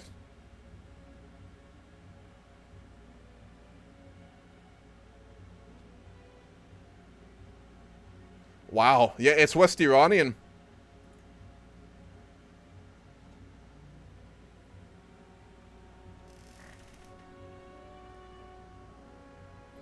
So the current guy we're playing, he's actually a historical figure, obviously, like many of these guys in the mod and in the time. He was known for kind of creating a renaissance of Armenian culture and going back to their roots. So I think when he returns, we may think about actually adopting the Armenian language. I thought it was. Reformed Hellenic religion with Athena as head god, lol. That'd be sick. That'd be very sick. Is there a Rise of Islam event in this mod? I don't know. I couldn't tell you. I hope so. That'd be really cool. But I don't know. Barely passed chemistry. Couldn't help you blend water and salt almost. There is! That is badass as hell. The flavor that's been added to this mod in like the last year and a half has been so cool. I played it after first release and I liked it, but it needed so much work and I kind of didn't come back to it for a while. And then they put out like the recent updates. The one that I really found very cool is the one that they did for the East, where they made like a bunch of flavor for Iran. They added the struggle and all that kind of stuff, and it's just, there's so much flavor now. All right, we're almost at the grand wedding. I think we're a little bit late. It can happen after 6:20. Gotcha. Yeah, true. Assassinates are badass. All right, we made it. We're a little bit late. I think we missed the wedding ceremony. No, we made it. We're fine.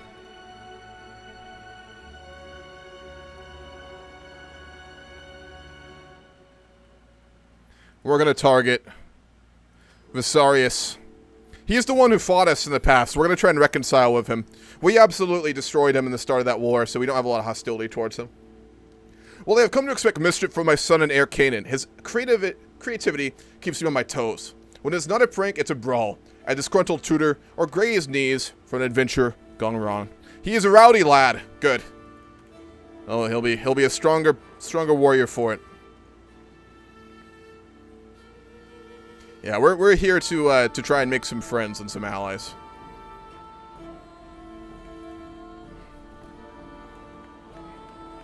I look around myself in excitement. Everywhere I lay my eyes on, there are mingled guests, flowers on every surface, buzzing servants with loaded dishes, and a very proud host, Chieftain Himerios. Checking on the final detail, the nervous but excited spouses, Himerios and Faisal, are standing at the ready. And they're getting married. Wonderful. Some dude played until the Mongols, though, and it worked perfectly fine. Hell yeah. All the way to 1200, then. I did mention this at the start, folks. I did turn Mongols on Mongol invasion on random, so we might get them early. Just heads up.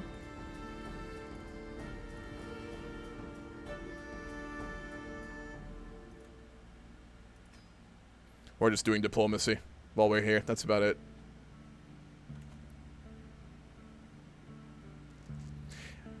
You know what I'd love to see? That would be if Fallen Eagle worked with the conversion for EU4. I would use it for my mega campaigns, and I'd probably get us to use it also for the grand campaign for the multiplayer one we run on the server. But I am almost certain that Fallen Eagle would not work with the grand campaign translator to EU4. I could be wrong, but I would hazard a guess. But I would actually do that, unironically. That'd be really interesting. There have recently been rumors of a Gothic king named Radagaisus slaughtering his way through the Pannonian Basin, pillaging and plundering all in his path. Today, these rumors have been proven true. Radagaisus has arrived on the borders of the Llyricum Pannoniae, marching his vast armies across the Danube in a bid to conquer all of Italia. May God save the Romans, for we cannot. Western Rome is very far away. They've already lost lands to rebellion. They are fracturing all across, as you can see here. As the ceremony runs its course, I finally managed to place myself by High Chieftain Theodosius, and to engage him in some small talk, which rapidly moves onto a more interesting field, politics. We share some casual remarks until I lead him exactly where I wanted him. I'm greatly concerned over the recent raids in my lands. Well, you know what helps with wars and raids, my friends? Good allies. He was very unimpressed. We just fought off 2 giant invasions. Why would you not be impressed? I am Vram Shapu of Armenia. Do you not know who I am? No, we're not arrogant. It's fine. What's up, Lady Grey? Roman Invicta. Yeah, I'd use it to convert. The mega campaign is after this today, Cosmic. It will begin in 2.5... an hour and a half. No, 2 hours. I apologize, 2 hours. I wonder if it's even possible for the conversion dev to make it work. I'm sure they could find a way to do it. It's just that those guys already have so much to do making it better. I don't think that they would do it. I'm not sure if that works or not, but the creator of CK3 to EU4 converter is in our Discord, so could probably bribe him to do it. That's fair. It'd be cool. You know what I'd love to see for mega campaigns? I'd love to see a Fallen Eagle to EU4 converter. That would be incredible. And I would love to see a Hoi 4 to Millennium Dawn converter. Because then I could do mega campaigns that would go from this period, so I could start in like the 300s, and then I could go all the way to modern day. And then we could go to Stellar. So we'd effectively have all of Fallen Eagle. I mean, that would take me a year to do them, but I don't care. It's all about just the depth of it. And then modern day at the end of it, we could simulate early modern politics too. That'd be the fun way. But trying to make that, I'm sure, would be so difficult. Had some Arthur Dane creep in there, huh? Yeah, just a little bit, Orient. Just a little bit.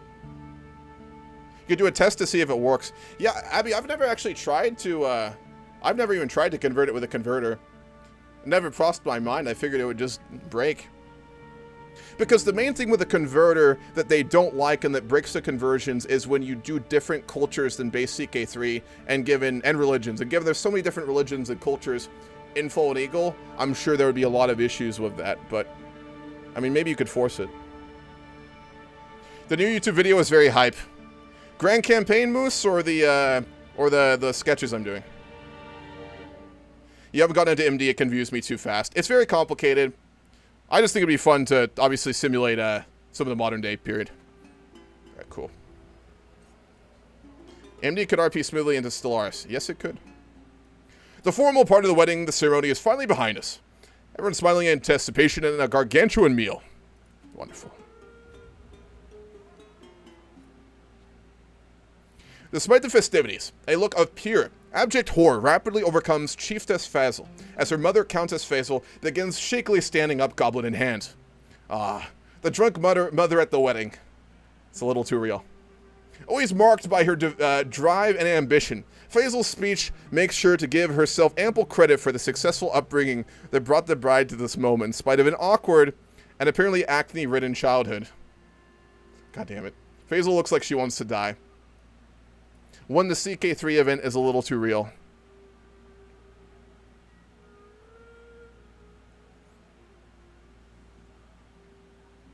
We're here to be diplomatic. We're going to cut her off by just loudly clapping. she ignored us. She kept talking. We were trying to end it. We were like trying to clap and end it, and she just kept talking.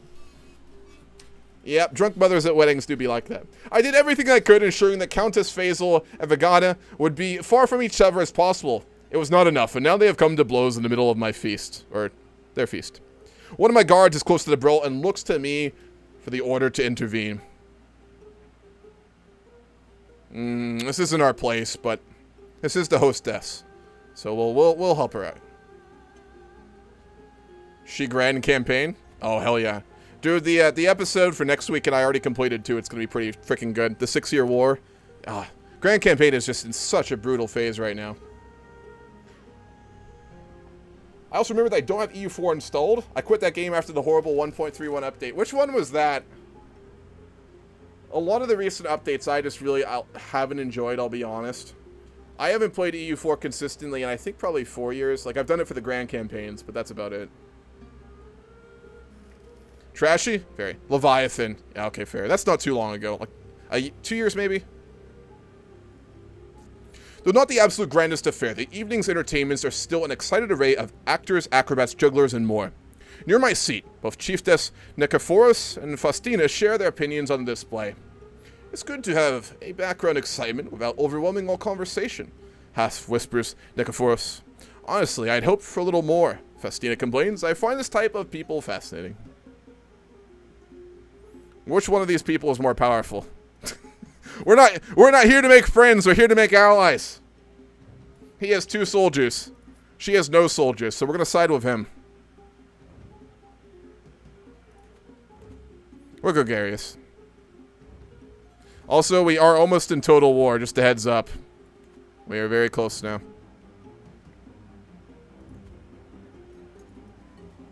By any reasonable standards, the evening's food is an excited medley of textures, flavors, and spectacle, though this is a particularly special occasion.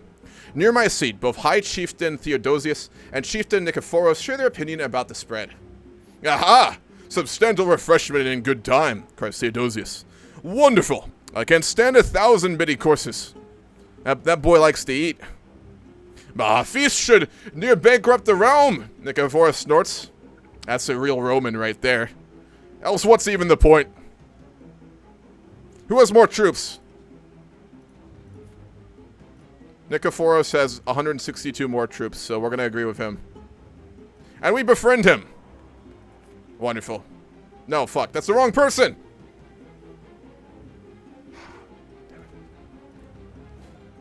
Every wedding banquet is host to a frankly interminable number of speeches, some long, some short, and some honest, some deceptive, rolling back and down the hall, punctuating every course of the feast in waves. As my turn nears, I am left wondering, should I consider the happy couple or focus on the festivities? We'll praise the party. After all, it's the chieftain we need to get on our side, not his wife. Probably, yeah. I just wish they hadn't gone in so much of I don't want to say competitive. What's the way to put it? I'll go more casual. EU4 went more of a casual direction, and it was always kind of built that way, but they really doubled down on that. It makes me very uninterested now that there's options like CK3 or, Vic 3 or Stellaris, which just has, I think, a lot more flavor and content.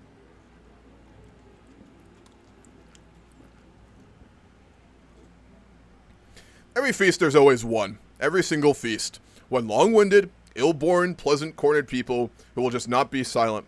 This fine, it's Vassal. And she completely woefully self-absorbed. Our conversation is rife with hypocrisy, poorly thought-out ideas, and just plain idiocy. Yet the woman is entirely convinced that she's some kind of fascinating social genius. I think we've all met a couple of those. Let's try and, shut up. That's a little aggressive there. We're going to start slowly inching towards the other part of the room. Well, she likes us. We're a great listener. I know I should be mingling with the other best, but I can't help but tear myself from my friend, Chieftain Nikephoros. I can see Countess Vassal trying to get my attention. But every time I try to excuse myself, Nikephoros has me howling with laughter again.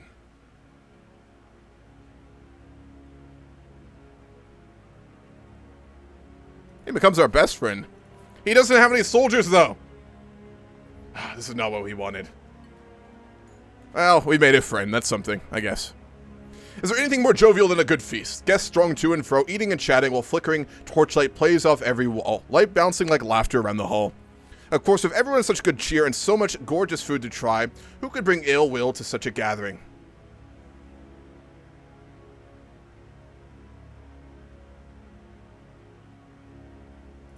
Yeah, we ended up just meeting a lot of people.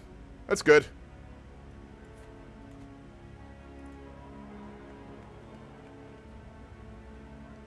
After the spouses leave for their private chambers, the celebrations drag on and through the night, only slowly losing in intensity and rambunctiousness.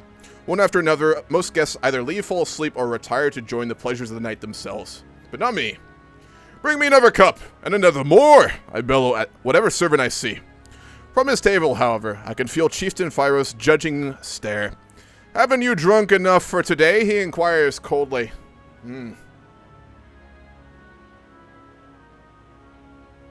Let's try and get him to join us.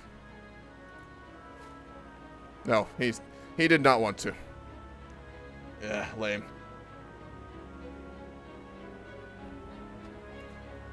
Oops. Despite having been introduced to so many faces today, I am raring to see more of the guests before the social opportunity inevitably ends. The rest of the evening is mine to spend how I wish.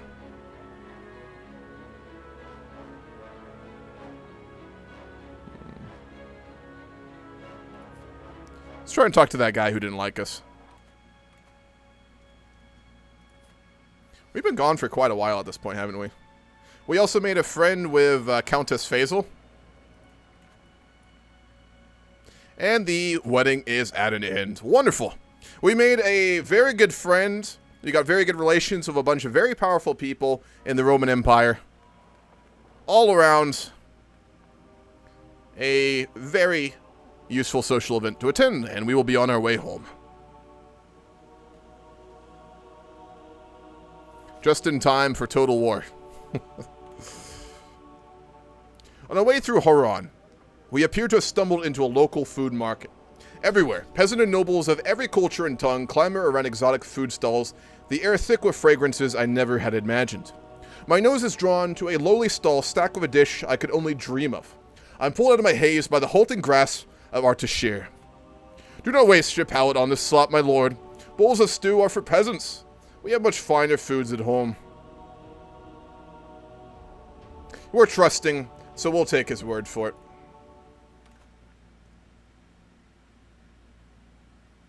I started at the second start date, so I think that's 361, Abby? I want to say. It was the middle start date, the second one.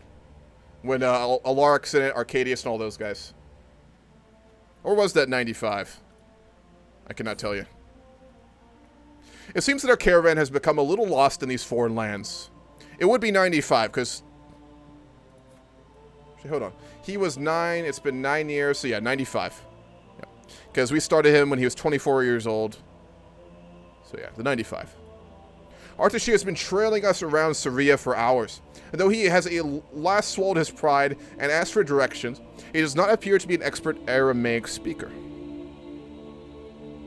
We don't know either, but we'll give it a shot. We already know 2 languages. Ah, we actually got the interpretation right. Nice. I mean, we do speak 2 languages. We speak Armenian, we speak Iranian. So, or Western Iranian.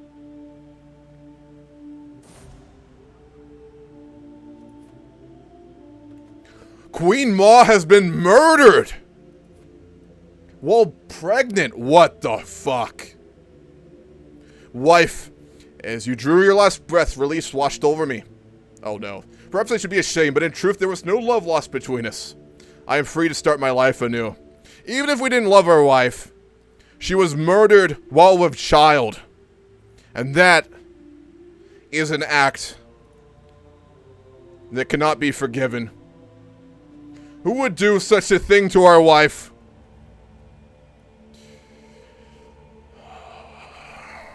I wish there was a way to try and find leads on murders and stuff. That'd be a really cool feature.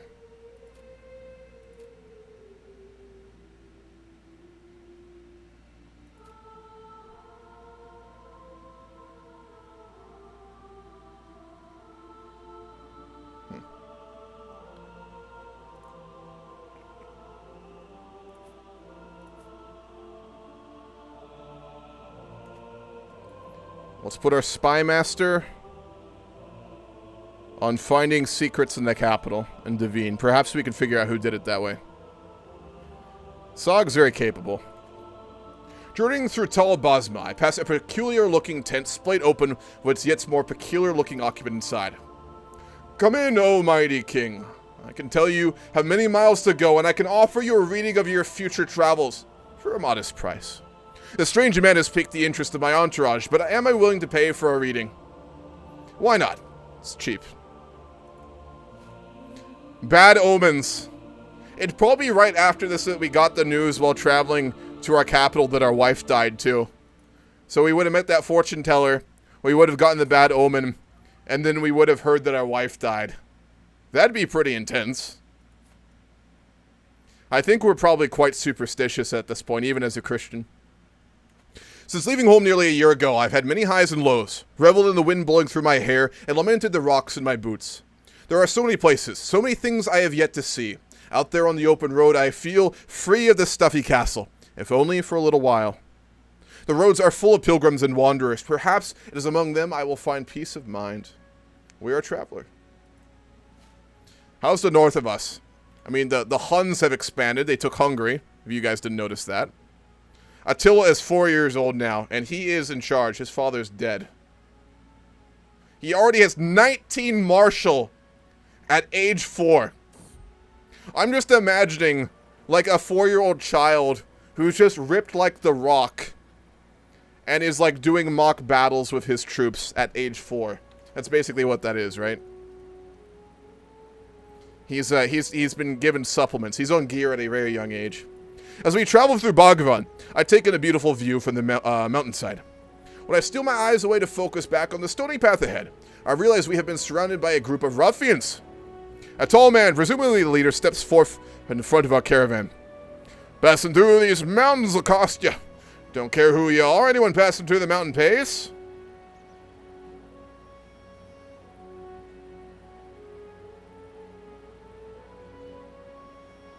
We hired guards for a reason.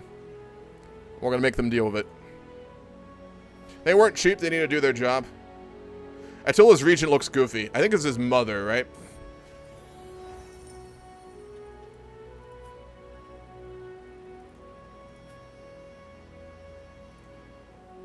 He didn't have a father. Was Attila born of immaculate conception? Did he, I'm gonna, you know what will make it? Not in reality, but in the lore of this game, in the stories that are told in Rome, they say that Attila jumped forth from his father's forehead like Athena, and has already shown her skill. We're gonna say it was immaculate conception in the lore, not in reality. Obviously, just one of his many women in his harem. We're gonna go for immaculate conception in the fables. At long last, I am finally home. We have been gone for almost 2 years. Our wife is dead. Our children are grown. Canaan is 3. His brother is 2. Well, we can't take our son under our wing. We need him to be a strong warrior. And we are not that.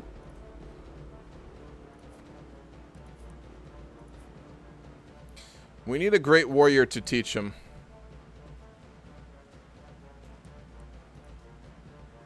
I'd love to recruit Baraka, but he's so expensive.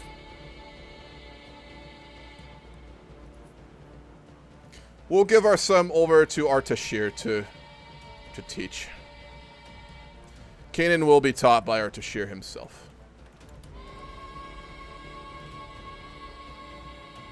Yeah, he has 18 prowess too. Top 5 Hungarians?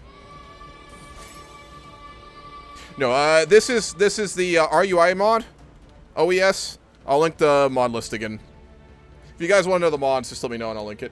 Oh, Green beat me to it. Appreciate that. I arrive back at my castle after a long, lonely walk. Another year older. I trudge along to my chambers, loneliness impeding my lazy feet when I hear a clang and hushed whispers from down the hallway.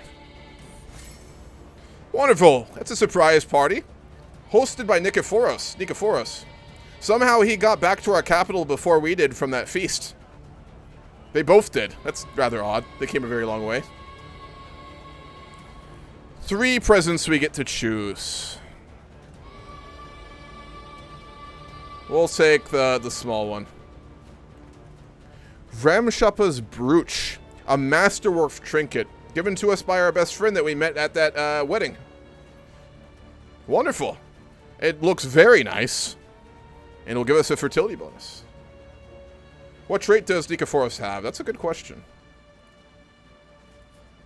He is arrogant, sadistic, and shy. He's also dyslexic. He's not a very nice guy, but we're very friendly with him.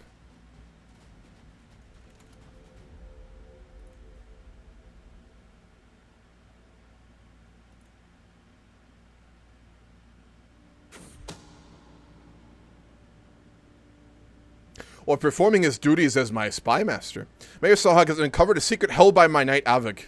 He has secretly taken a lover, who is Arda. She is of no great note. She's not very important. So, hey man, you live your best life. We can fight wars, by the way. He owns lands that we own, or she does. Her husband is long dead. The glory days of Cartley are gone. Once they marched across the mountains with 4,000 men at their back. Now she has no allies and no men with which to rule. I think The converter works with the fallen eagle?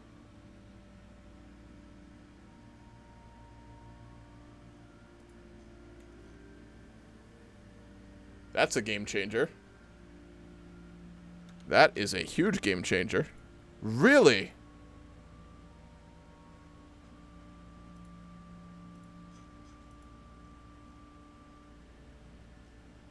Is it in CK3 or in Grand Campaign?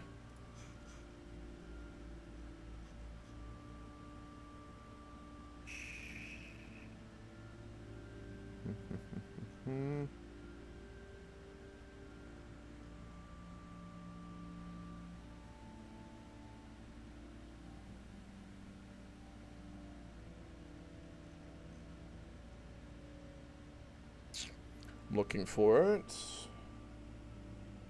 Unless I just missed it.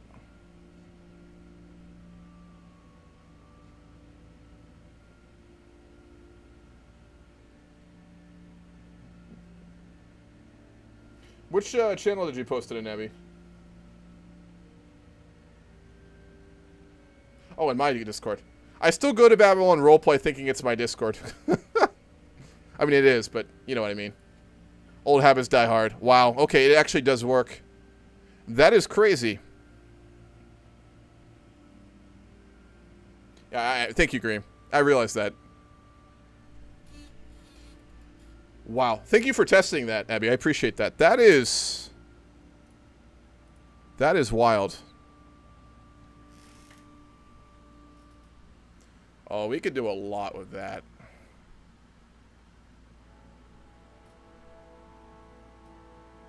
I'm going to be honest. I'm almost tempted to run a poll for the multiplayer Grand Campaign and see if people want to run Fallen Eagle. I don't think people would want to. For my next single-player campaign, I'm definitely going to do this now that I know this is an option, because I just refuse to do Imperator for the Grand Campaign because I don't want to support that game, but I'm happy to do Fallen Eagle. I think we should run a poll for the multiplayer Grand Campaign, because that starts in 3 weeks. Most people have already picked their titles and are starting on their characters, but it's worth at least a conversation. I'm gonna write that down. I'll bring it up for all the Grand Campaign folks. We'll probably end up running a poll.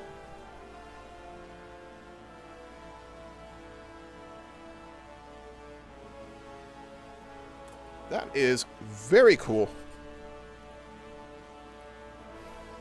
Oh man.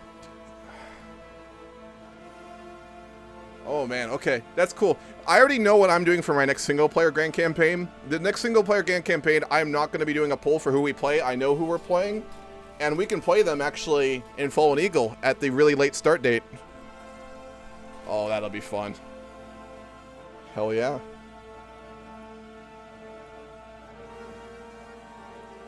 I just never thought that it would work with a converter. That's so crazy. Muhammad. No. No. Do you guys want to hear who it'll be, or do you want to wait and just be surprised? It might be more fun that way. I'll let y'all decide. Can one of my mods run a poll? Can you guys run a poll real quick? Should I let you know who the next single-player Grand Campaign house will be, or should I not? Because I did decide that around 2 months ago. Alright, back to the game. You can then populate a CK3 type map of all the divergent cultures and chieftains. There's a lot you could do with it, honestly. So there's going to be a multiplayer Grand Campaign beginning in July. That's in 3 weeks. I've not announced who I'm playing for that yet, and I won't be telling you guys at all. But I'm doing a new single-player Grand Campaign as well in the future, and I already decided who I'm going to do for that. Romana turned into fetishist. Yeah. I mean, you can it would be a little work, but you could manually go convert all those provinces. It's just a bunch of work, but it's doable. For generations, there was a small but important lake in Devine that served as the lifeblood of several nearby villages. It provided nourishment for crops, contained many fish that could supplement the local diet, facilitated trade by connecting these villages with other parts of the region via a small river that led out of this lake. In recent years, for unknown reasons, the lake has started to dry up. I've received reports from local officials that the lake is now being completely dried.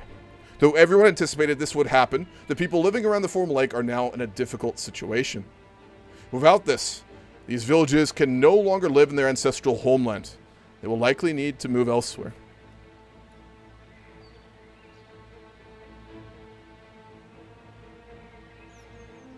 This is actually not good at all. It's costly, but we can afford it. We're going to assist them in resettling.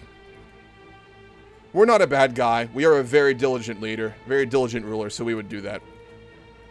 Our marshal is dead. We'll need to choose another. Prince Vassal is probably the greatest warrior in our realm, but he's a coward.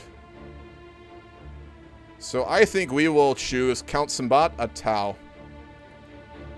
He's a very capable man.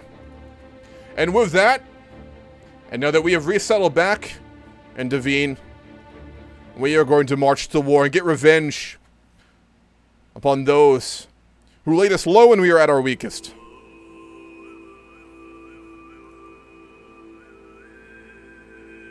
And we're going to vassalize her.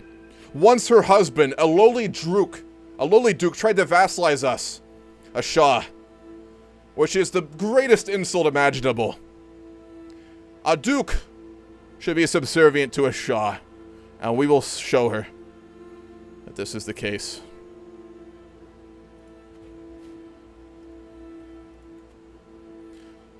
Call the men. Raise the archers.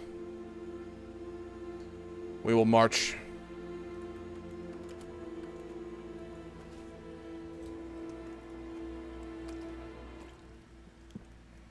She has none of the allies she did in days gone by. Though her troops are not non-existent. We'll lead our men in this battle. If there was a game that sort of did a micro pre-CK3 game, the converter will probably be buggy if you do it from game start. Yeah, I think so too, Green. But like, if it does work and it doesn't break, like, we could just sit down with the save file. It'd be tedious and take hours, but we could fix it. It would be a lot of work, but it would be possible to fix it. The main issue, I just didn't expect the converter to even do it. I thought it would just break. So if it's fixable, it's still an option. Keep in mind that Beyond Vistula and Indus was released in the first weeks of July, so you might want to wait until then. That's fair. I was supposed to release this month, but there was one bug that took us forever to delay it. I got you. Okay. In that case, we probably won't do it for the multiplayer one, but I'm definitely doing it for my next single-player game campaign. While performing his duties as spy master, Mesalhag has uncovered a secret of my brother, Khosrow. He schemed in the shadows to have Queen Mom murdered. Our brother was the one who killed our wife?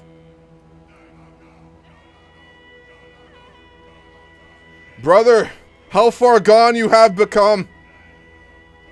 Your ambition and your madness has brought you to ruin. Call for the guards. We'll have him arrested immediately.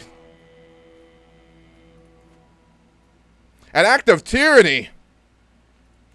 He murdered our wife.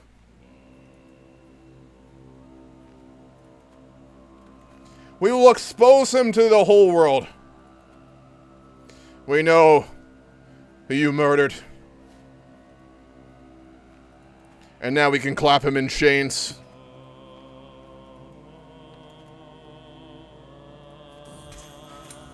But he has managed to escape and has fled. Where has he gotten to? And Tau! Can we demand that he sends him to us? We can't. That bastard. I don't think we're above trying to have him killed, I'm gonna be honest. We're not a bad man, but we're not some, like, paragon of virtue either. Well, let's contact some people. If we can't clap him in chains, we can at least have our justice. He even looks like a villain, too, with the eye patch. Look at that.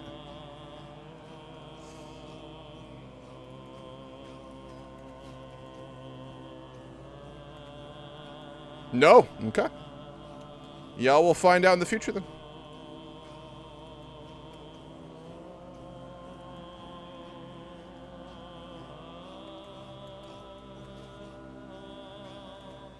We will need to call allies for this.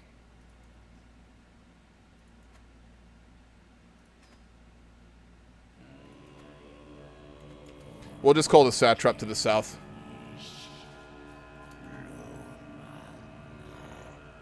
Currently working on the Fistula half of the update, and Eastern Europe is being completely redone. Really? I haven't kept up with the updates for that at all.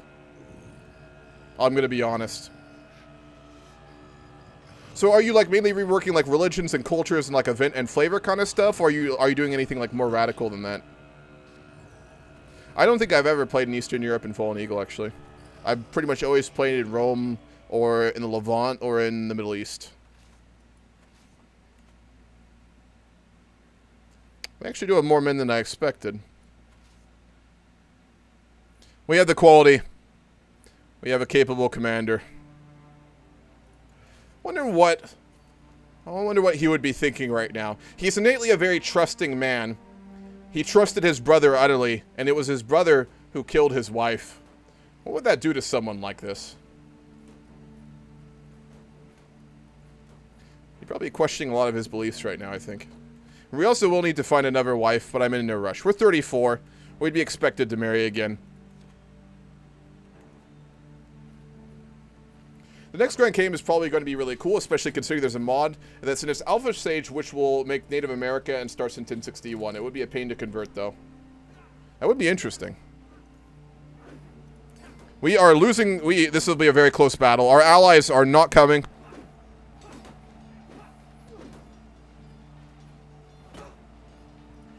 He waited far too long. I don't like that. That actually worries me. He waited far longer than he had any business doing. We're a trusting man, but after recent times, I think we'd be questioning a lot. We'll have to keep an eye on him. Our Chancellor will go for Prince Bishop Gajik.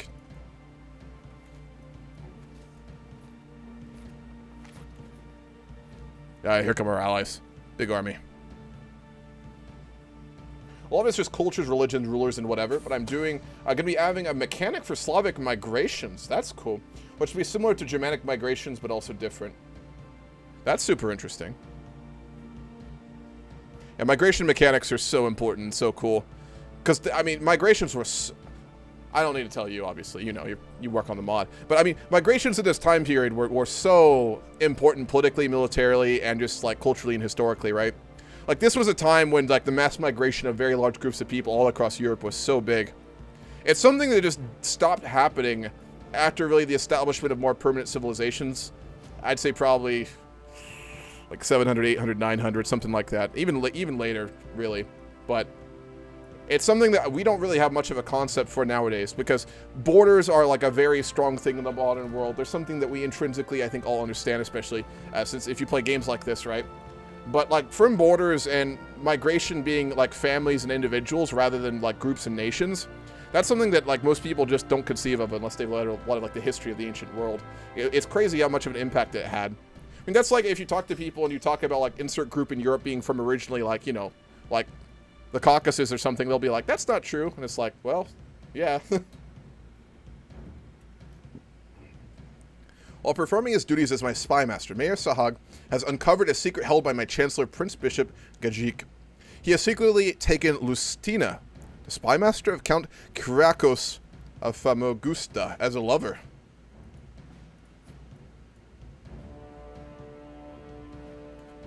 Not our business.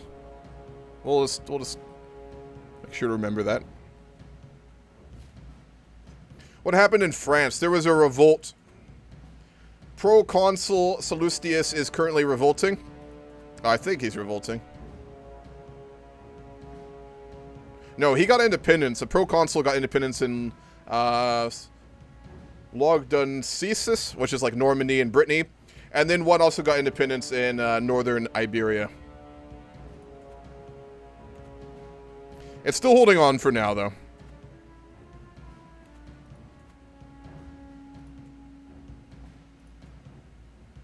Arcadius is still alive. His first wife died. Oh, that helmet's so badass, isn't it? You know, we could drip up our character a bit here. Let's do that real quick. I like his beard. I like his the laurel. That's very cool. But let's get him some better clothing.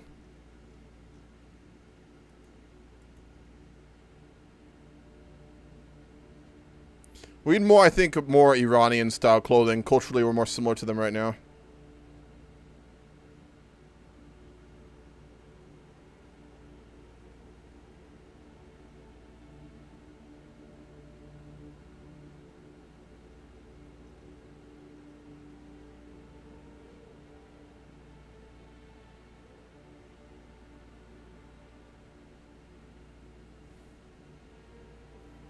Be more Arabic or more Abbasid? Sassanids are more, I think, Abbasid. I'm a little conflicted on that.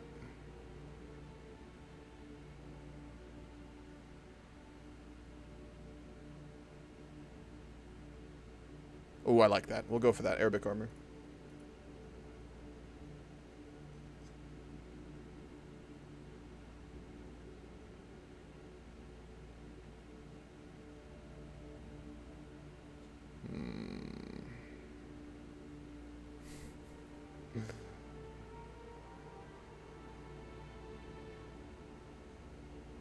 Ooh, I do like that cloak.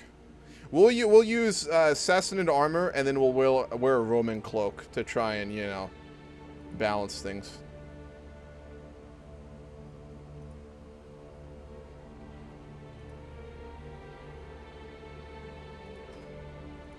Yeah. Yeah, I like that. That's really nice looking. Dress him as a senator? I don't think we need to get Kaiser, do we? The Sassanids. I saw a turquoise number that popped. Was this the one you're talking about, or was it different? I really like that blue. It's nice. Attila could show up in TFE, I'm pretty sure, but I honestly can't remember anymore. Attila already showed up. Attila just showed up. He's 6 years old, 21 martial, 18 prowess. Ambitious, gregarious, wrathful, and brave. His father is dead, and he is at the head of the Hunnic Empire already. Oh, yeah. He's coming. 6-year-old with 21 martial, 18 prowess. Like I said, just think like The Rock, but like a 6-year-old Hun.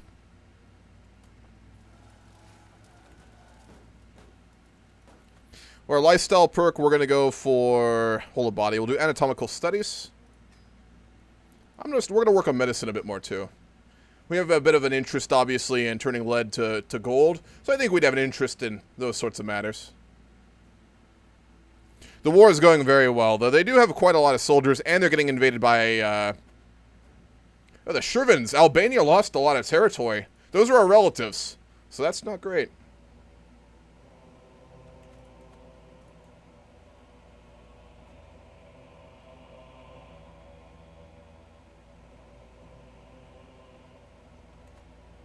Just a heads up, we are in total war now, by the way, as well.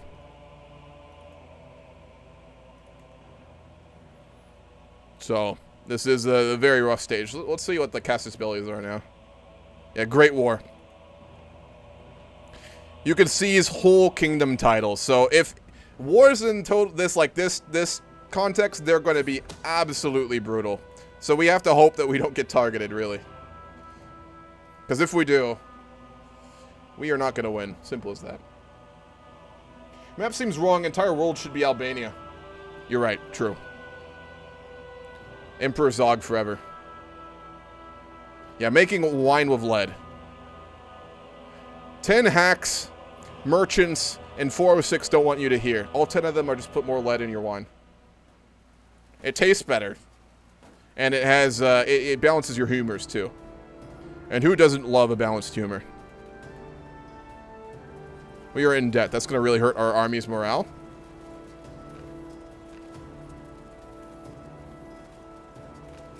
$5% more. Let's take a battle here and end this.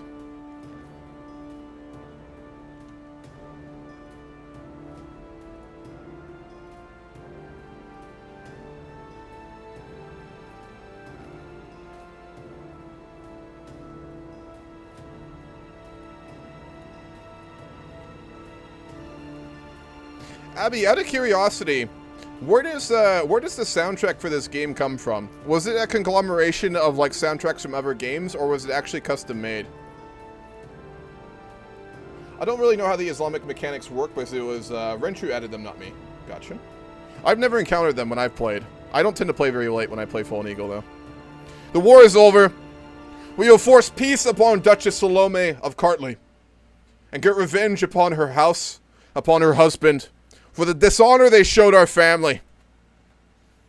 And now it will be they who bends the knee to a true Shah.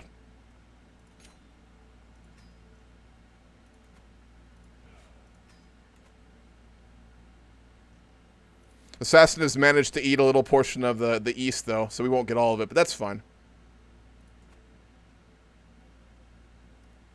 An alliance with our relatives in Albania would be very useful, I have to say. Seduce. Are we bisexual? Oh, we're heterosexual. Hold on, you could seduce people when you're heterosexual?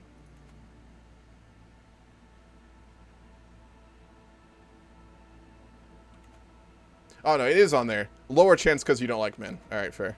You know, I guess sometimes if you need that alliance enough, you gotta do what you gotta do, right? So, that's how it is. This is the ancient world, so as long as you're not bottoming, it's fine, right? I think that's the rules.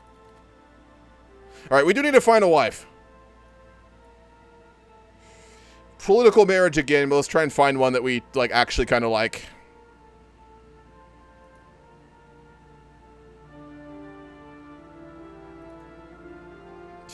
Could marry into our relatives in Albania.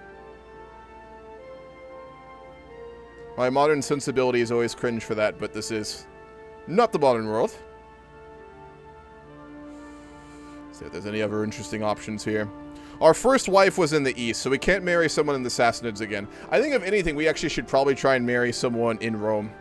Because again, we're really trying to keep the balance right now and stay in the good graces of both.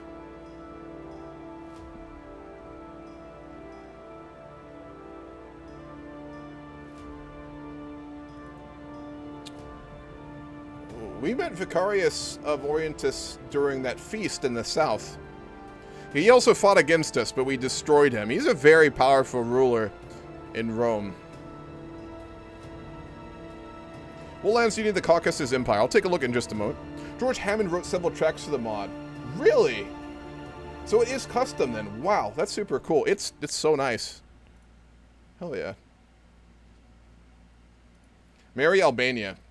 It'll be yours for a generation. I'm not really trying to rush territory. You know that, Green. Seduced Albanian men for the instant humor balance. That does sound something like a Zoroastrian doctor would say in these times. We could betroth to Theophano of Antioch. That'd be a very good political marriage.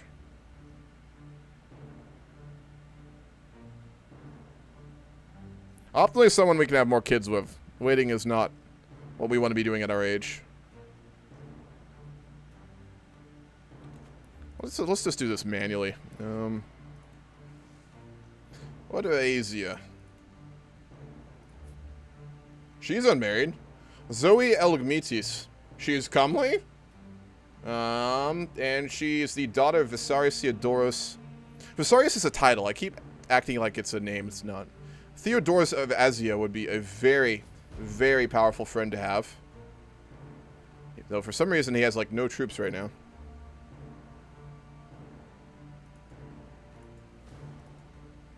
That is very strange. They were so powerful earlier.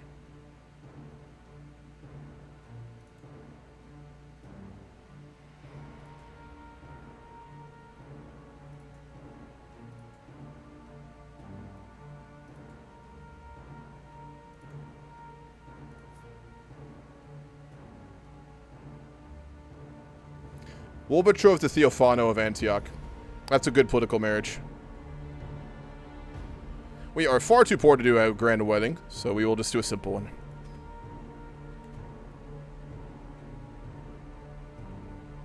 He is? Yeah, he is. That's true. Zekatila Shah Saragavan of Albania. He is like, he'd be like our cousin like 3 times removed. Good. We are betrothed to the daughter of the Vassarius, the governor of Levant for Rome. Very useful. Hopefully they won't be fighting us now that we're relatives. He is deceitful, but, you know, there's only so much of these traits that we'd really know about in these guys, so. Let's try and learn Greek. Latin would probably be a bit more useful, wouldn't it?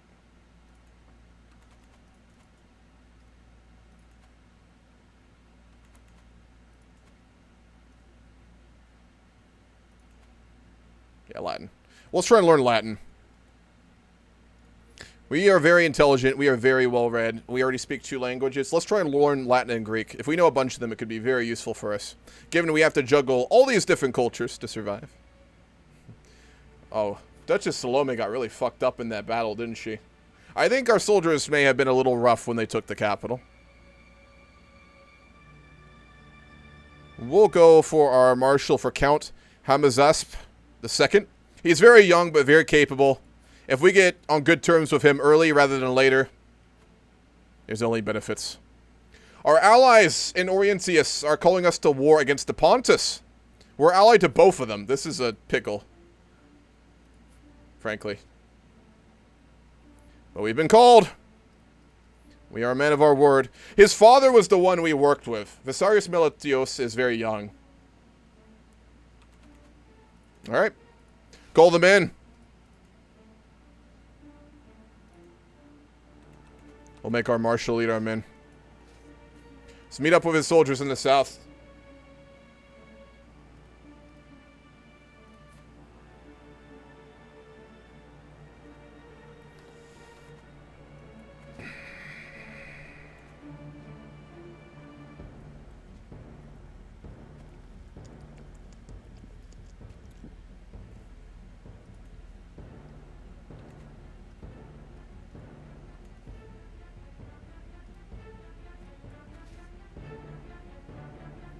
Just to make sure, you guys can hear music, right?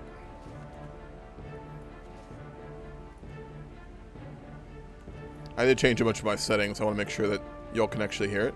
It's not been just dead silent this whole time. They do have a lot of soldiers, don't they? Yes. Okay, good. Alright, we're just going to support the armies of, what's his name again? He's going to be our father-in-law. We should probably know his name. Eusebius. My court tutor Avig has been aiding me day and night in my effort to learn Latin. His dedication to the art of teaching is inspirational.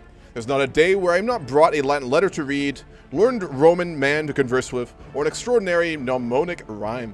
Truly, I would not be this far along without Avig's help. I would love to reward him, but unfortunately, we're about to go into debt during a war, so we can't do that.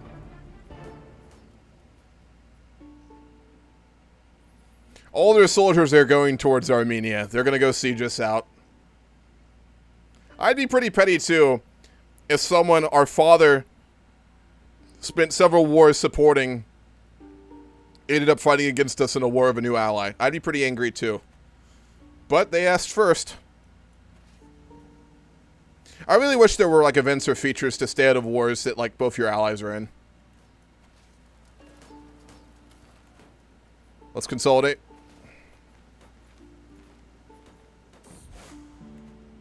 An elderly lesser nobleman living nearby recently passed away. As I arrive at the funeral, I notice one of his friends gently placing some basil on the corpse before the ceremony starts. It is believed that doing so will help ensure the deceased a safe journey to the afterlife. We're a well-read man. We respect the local custom.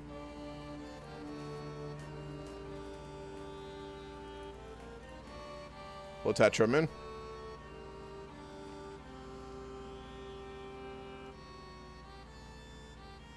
Scrunchy. Yeah. I'll put my hair up often. But it's a very hot day out. It's a very humid day out. And I've been out a bunch this morning, so. I think this is preferable to you guys watching me just, like, sweat constantly for, like, 6 hours straight, you know? So.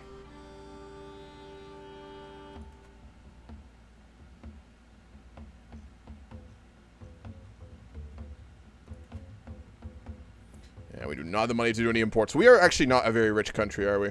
But here we go. I think we're going to have a battle.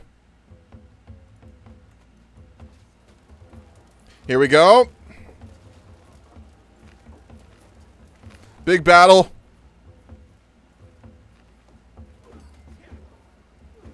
Battle of Munich. We have way more soldiers, and half of them like just literally left. We're gonna slaughter the forces of Gorandukt. My agents have acquired a discreet powder that leaves no trace when dissolved in drink. The servants responsible for refilling and handling Khosrow's cup have been bribed to look the other way. Let's at least take our shot at killing our brother here. Khosrow is dead! Killed by a deep draught of spiced wine. We were seen. Everyone knows we've killed our brother. But we've gotten revenge for his slaying of our wife. We are a murderer. We are a kinslayer. But it is a fully justified act. And we make complete peace with what we did. This is no common butchery. No simple assassination. This is justice. And this is revenge.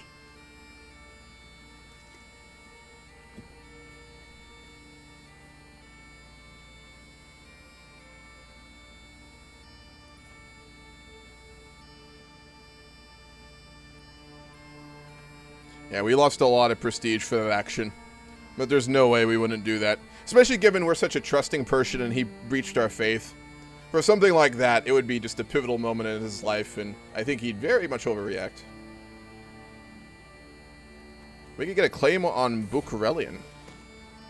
After lots of hard work, I've finally learned the Latin language. Endless hours practicing accentuation, sleepless nights, mimicking inflection, countless lessons mastering intonation. It was worth it all in the end. Wonderful. We learned Latin so quickly. That's kind of crazy. I'm getting the feeling the Shah here is a very intelligent man. I'm going to be honest.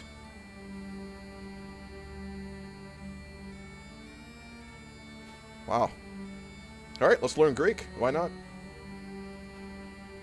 We're a really smart guy. I don't think I fully realize just how intelligent our leader is here. He learned that language in, I think, like 5 or 6 months. I mean, sure, I'm sure it probably has similarities to Armenian in this time period, a little bit, and he's heard it his whole life, but still. Still very impressive. Why make it 2 times longer? If you're thinking about the Grand Campaign as, like, just getting to the end, you're already not going to be having a good time. What the Grand Campaigns are about the experience. Like, it's like that basic-ass quote, but it's very true. Like, it's the journey, not the destination. If your goal in the mega campaign is just to get through each portion, and just get through them and get to the end, you're not going to enjoy the Grand Campaign as much as you should and would, right? Grand Campaigns are just about experiencing the craziness of the time, experiencing the craziness of the events that will just build up, and just enjoying the ride, man. That's all it is. There is a deep and endless hole in my heart.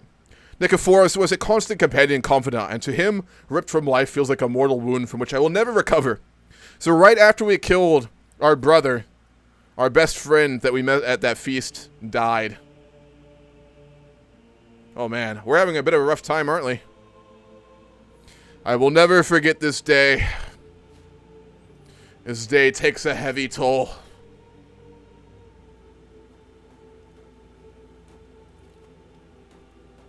Faction to install Artavast on the Hayestani throne. Who the hell is this man?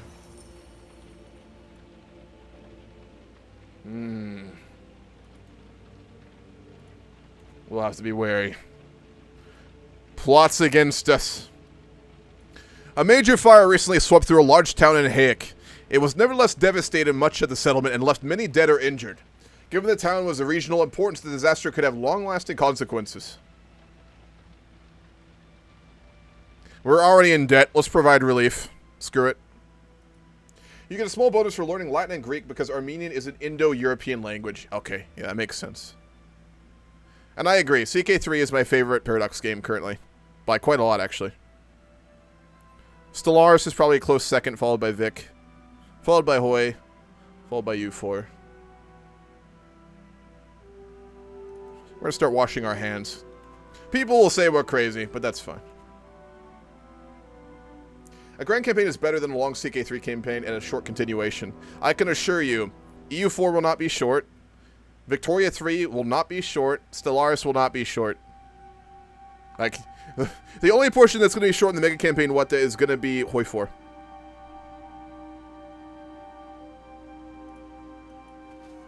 If you think that we are going to rush through any of these games, you will realize very quickly that is not the case. You never liked Hoi 4, and I haven't liked EU4 for a while. I get that. Hoi 4 is very different, I think, than the rest of the Paradox games. It is purely a war game, and that is, I like it, because I like World War II. I do like war and strategy games, and I do enjoy it for what it is, but it's just very different, and it doesn't, I think, have the staying power that other games have had now with me. Like CK2 and CK3 I'll never get bored of. There's just so much infinite variety. There's so much flavor, and it just changes with time. Hoi 4, after a certain point, you just get the same stuff over and over again, you know? Lord Smoothies, so there's a multiplayer grand campaign starting next month in the Babylon Roleplay Discord.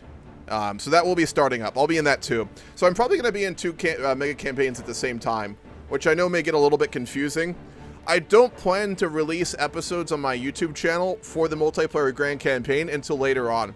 So I will not release episodes for the multiplayer grand campaign until after I finish the episode series for the current grand campaign. I'm also going to be trying a radically different style for editing for grand campaigns going forward. So that'll be put out probably closer to Christmas, when we do get done with the grand campaign. Never played a game with TFE. Really? That's surprising. I mostly enjoy CK3 and Stellaris. They're the most flavorful at this point, right? So I get that. Especially if you mod them. I'm sure you're working a lot on the flavor. Abby, what do you think of Victoria 3?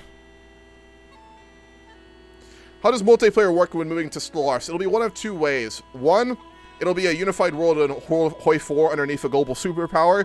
We'll have one human race. We'll give the option for two other human races that will have to take one of the starting, you know, what are they called? The different starts, which is like they took a ship away or something like that. They managed to escape Earth. The other route we'll go is if we get to the end of Hoi 4 in the grand campaign, where the world isn't unified, there's a bunch of powerful states, but there's more like probably a UN system that's going to be created, and it will be a very disunited world. We'll go into Stellaris with the foundation start, and then either players in the multiplayer or in single player, it'll be AI. We'll have a bunch of different factions all within a united nations of Earth, human civilization, and then all the humans will get to roleplay out the politics of the UN with probably a more dominant country in power, while the other ones are all colonizing, all expanding, and the humans are fighting over, you know, colonies and expanding and that kind of stuff. It'll be one of those two ways, most likely. It's okay, it gets boring quick though. Yeah, true. It's missing a lot of flavor. That's very true. Alright, the Pontus lost the war. Let's take our prisoners back to Devine. We are now known as the Visionary. King Ramshapu, the Visionary of Hayestan. That is a good nickname. Wow. And we are now married to our wife too, Queen Theophano, who is an arbitrary, paranoid, greedy, charismatic negotiator. Probably not going to be a lot of love in this marriage either, I think. I have studied the Armenian language for many moons. I personally penned this missive using the Armenian script, a letter of friendship from a speaker of West Iranian. I wish for our future diplomatic dealings to benefit us both greatly. That's quite impressive. That's the satrap Ayaz Shah to the south of us. We'll pin a letter back to him and commend him for his studious behaviors. He's still a young man. Hoi 4 about DLC is unplayable.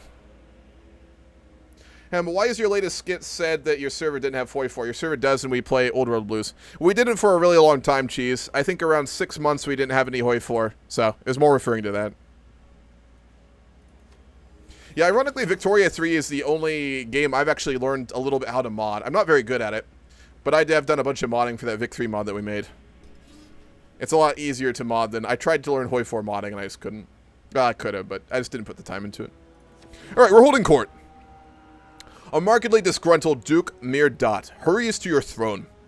Liege, my legal rights over the county of Klarjidi are well attested.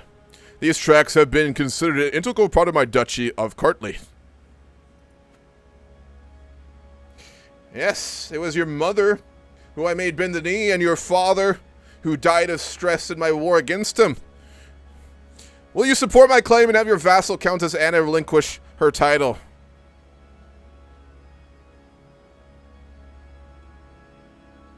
I don't see any reason to do that. Not with the actions of your father. Two of my vassals are pushing one another and jostling to reach my throne first. Prince Vassal bows before me. My lord, murder is wanton in the city streets. He wants to ban weapons. We'll let them fight over who wins. And you're allowed to uphold carrying weapons. Okay. I'm faced with Manuel's sad eyes, which grow larger and more pitiful as his mother, Layli, gently ushers him towards my throne. King, she laments, the boy has been at honest court with no one to watch over him since the disappearance of his dear father. Please look to his future. He is from no great house.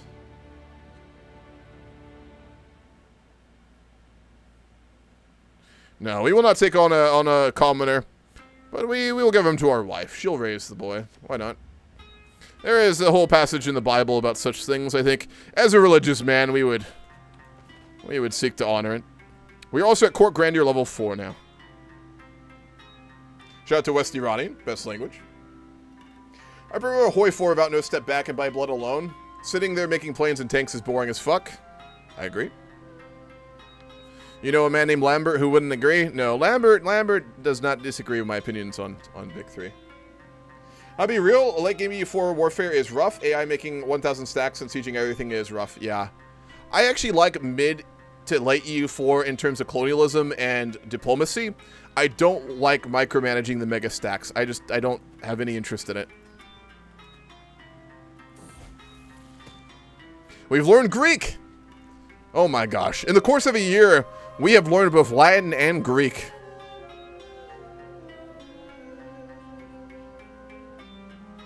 Wow. Alright, we now know 4 languages. We'll send home near dots for 25 gold. We need to get out of debt here. I am also going to take this point to do... No, we'll wait. I'm going to save up the money to host a feast. Oh my god, it is so expensive. Never mind. We'll just do it now then. We are going to make the official court language of Hayestan. How do I do that? I have to go to my court. We're going to make it into Armenian proper. There is no reason to continue to have our court speaking the language of Western Iran, though they are close in culture, and we have many friends to the south and the east. It is time that we speak our own language in our own lands. Anyone who fails to speak our language at court who's not a diplomat will face an official fine. And all will learn to love our language and its beauty. Have a very good night, Haggy. I will see you around. We will keep the diplomatic court, though. We are going to lose a lot of grandeur for that, but I think it's important. We're a very learned man. We know a lot of languages, and we would, at that point, I feel, know very well the importance and the power of language. So, we're going to go ahead and definitely do that. To form Greater Armenia, what do we actually need? Oh my god, we need a lot. We need Jerusalem, Pontus, Anatolia. No, wait.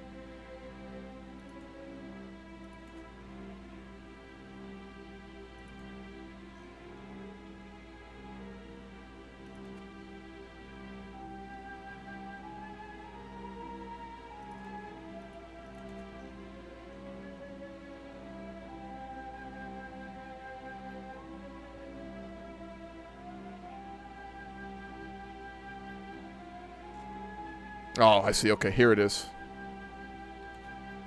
We own all of it, don't we? No, okay, it's all this, I think, right? We will not be getting that anytime soon. What a great Caucasia.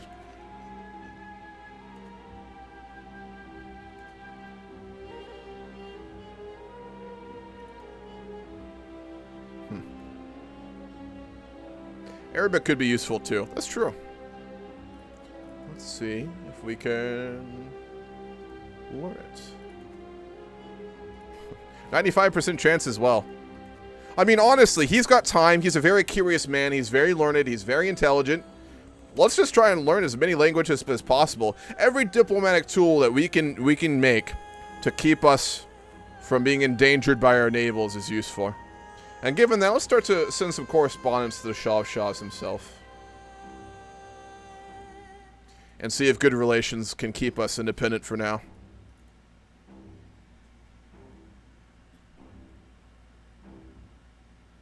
You got a 30-second ad?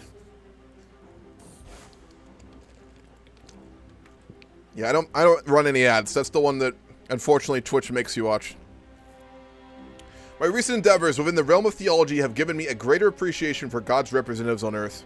Trying to express some of these feelings, I will draft a letter to Prince Archbishop Antonius. I sit down with a scribe, and together we craft a truly splendid letter highlighting his holiness.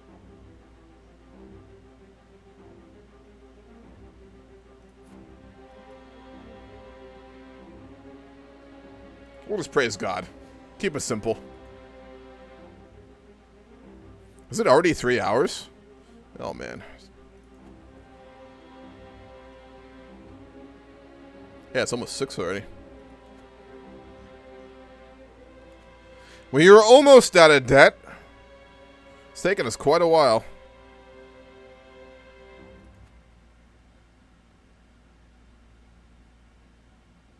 I'm also going to go ahead and raise our crown authority. I think we need to centralize. We need to grow our power. In recent times, I'm sure it would be clear the decentralized structures we have for bureaucracy and rule are really hampering our ability to defend and unite our nation. So we'll do that for sure. We're going to develop the capital too. We've got time. We had a mental break though. Guilt and shame have been plaguing me of late. All of my sins, my flaws, my failings. These dark thoughts distract me from my responsibilities and keep me awake at night. I feel like I must do something to put an end to this mental anguish. We actually got Journaler. That is so lucky. We're going to start writing down our thoughts. I mean, we can write down our thoughts in 4 languages, so why not? Nearly midnight in Rome. True. Yeah, in European time. I don't think so. You got to remember, Rome is only recently a Christian country. And we became Christian before Rome. And I think that would give us a sense of, certainly we would like them for their religion. But this is also, in our eyes, still the Roman Empire. We know that they are a war machine at their heart. They're not a religious entity by nature. We have a shared faith, and there is much to that. But it's not like I think that like in the medieval times, Christian leaders would see each other as brothers, right? This is a very different era. This is a very different Christianity. And we are dealing with a terrifying war machine that does nothing but subjugate, conquer, and rule, and force people to adapt to their traditions. A ruler like us, one is learned, one is distinct, and one is independent with our culture and our history. We wouldn't want to see that all paved over by Roman roads. So we'd want to keep our distance while remaining close religiously, I think.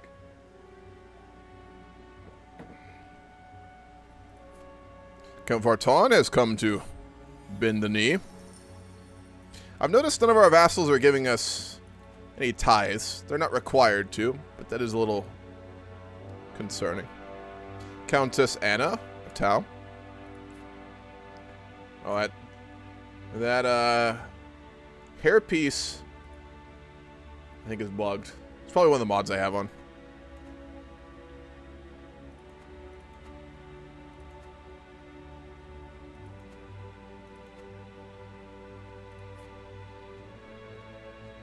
The helmet for the Shah of Shahs is so freaking cool.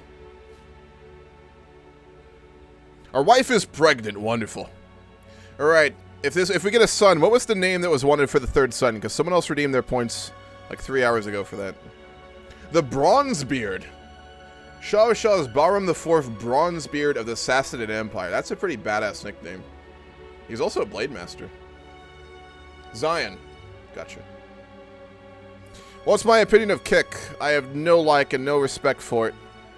I have no respect for anything bought and run by the Saudis.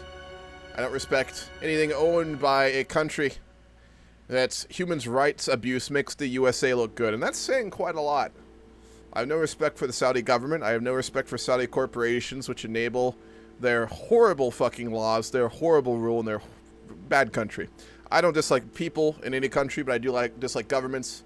And I dislike corporate entities that support those governments. And given Kick is run by them, I also don't respect any company that is innately trying to get people addicted to gambling, which is what Kick is doing. Make no mistake, Kick is trying to, I guess, brand themselves now as a legitimate streaming service, but they're really a gambling gateway drug, right? Kick is run by, they're owned by several groups, the Saudis and their investments, who are horrible, and by a couple gambling companies who I think are also owned by the Saudis. Their site is made to push gambling, primarily on a younger age. Who watches streams? It tends to be younger people, Gen Z, millennials, etc. So the site is enabling both Saudi business growth as well as making people addicted to gambling. And people will argue it's 101 things that it's not, but that is what it is. So I don't like it. I will never stream on there. Their play on XQC was incredibly fucking smart. The deal that they just signed with XQC, which is really overblown. They promised him only a certain amount of money, and they're paying him hourly ridiculous amounts to generate a bunch of like hype and media, which is so smart. It's a great marketing play. Gotta respect that, but no, I have no respect. I don't like Kick. I'll never use it. So, isn't gambling haram? Strange for them to endorse that. Yeah, I mean, religion is very bendable when economics come into play, and Christians are the same way. Every religion's the same way, right? Hindu businessmen, Christian businessmen, Muslim businessmen, atheist businessmen. It will all bend their morals and their religion to suit their economic interests, mostly. Saudi Arabia makes Israel look like a nation that respects minorities, and I'm Israeli. Saudi Arabia is not a good country. It's not a good place. Breeding ground for white supremacy, too. I did not know that, Coco. Yeah, I don't like it. I find it to be gross. I actually looked into it because I heard it was getting popular, and I was like, you know, maybe I should try streaming on there or something. And then I looked into the business, and I was like, nope, that's not happening. To the benign King Vram Shapu of Hayestan, I honor your alliance to join me in the Oriental clash for the diocese of Asia. He wants us to get involved in an internal power struggle in Rome.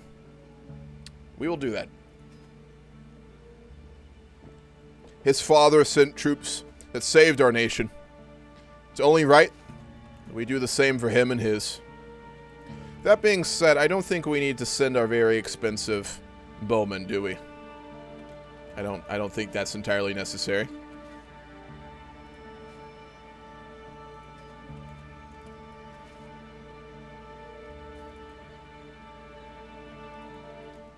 Send for a very strong general, and then we'll march to support them.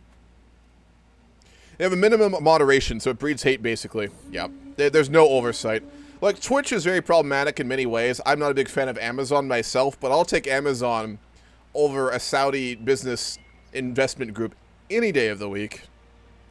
Bezos may kill unions and may sit on a giant hoard of gold like a dragon, and may enable mild forms of sweatshop labor, but that is a little bit better than the Saudis, I will say.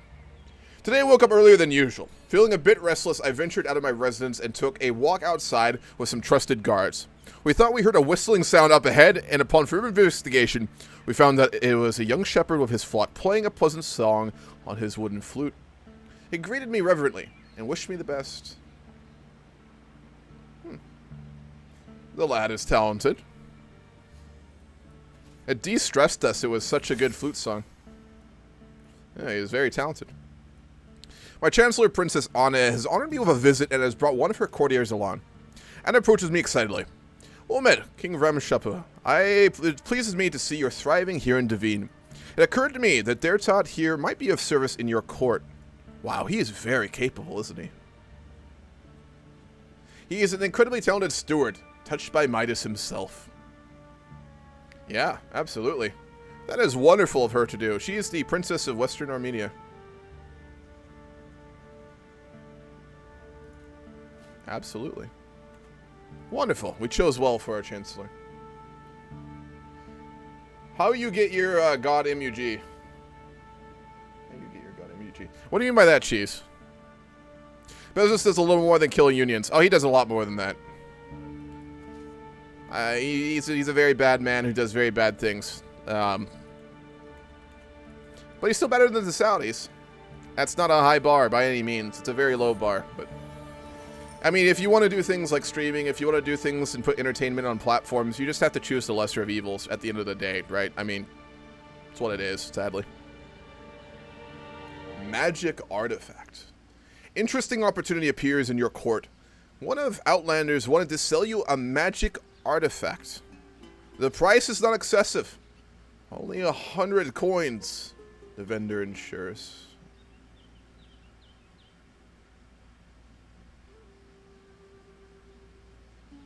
We can't afford it right now. But I don't think we are... We're wise enough to not rule out magic, I think. That's how I'll put it.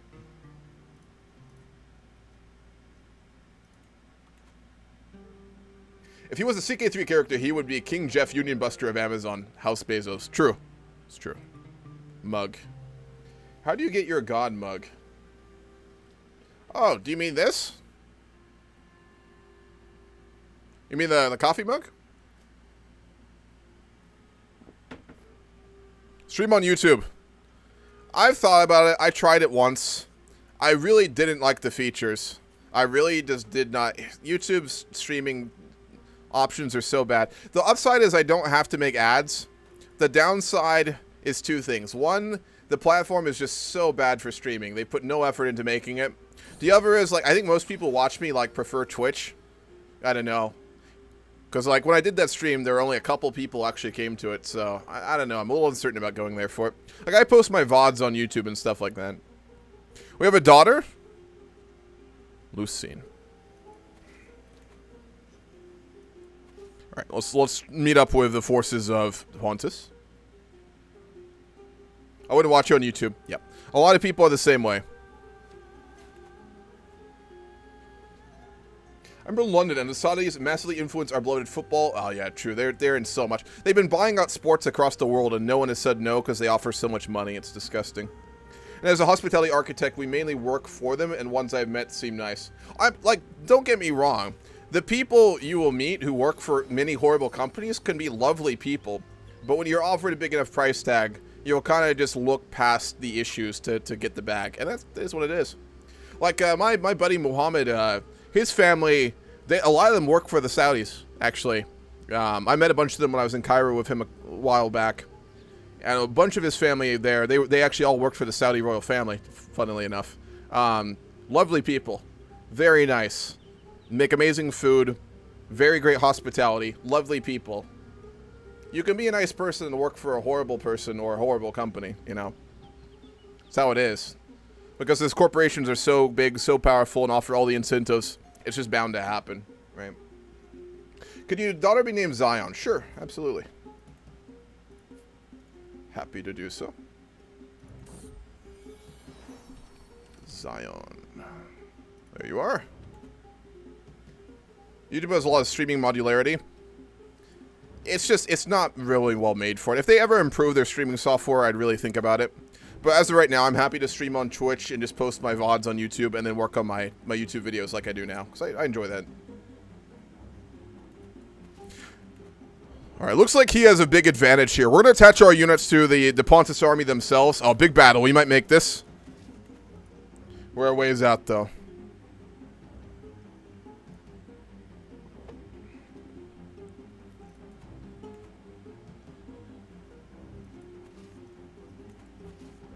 They won the battle. We did not make it in time.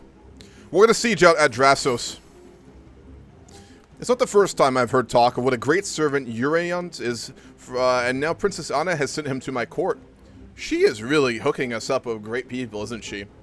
I really do think that's like the best trait in a leader or someone in power, whether it's a king, a president, or a manager. I think probably one of the most important traits is probably like the ability to discern good people and good talent, and then make use of that. All my best bosses, all the best people I've worked for, all the people I think I admire most in history as generals or leaders, there's that very common trait in them, I think, which is that they're very good at identifying capable people and utilizing them. And it's, I think, a very common trait you see in effective leaders and in effective generals. And Princess Anna appears to be one of them. Twitch is owned by Amazon, kick Saudis, and YouTube Google. Yep. Pick the lesser evil. That's what it is. Archbishop Vazadat often quotes passages from scriptures about the holy virtues. I should prove I have paid attention by quoting a passage of my own, preferably one with complements his personality. Well, forgiveness.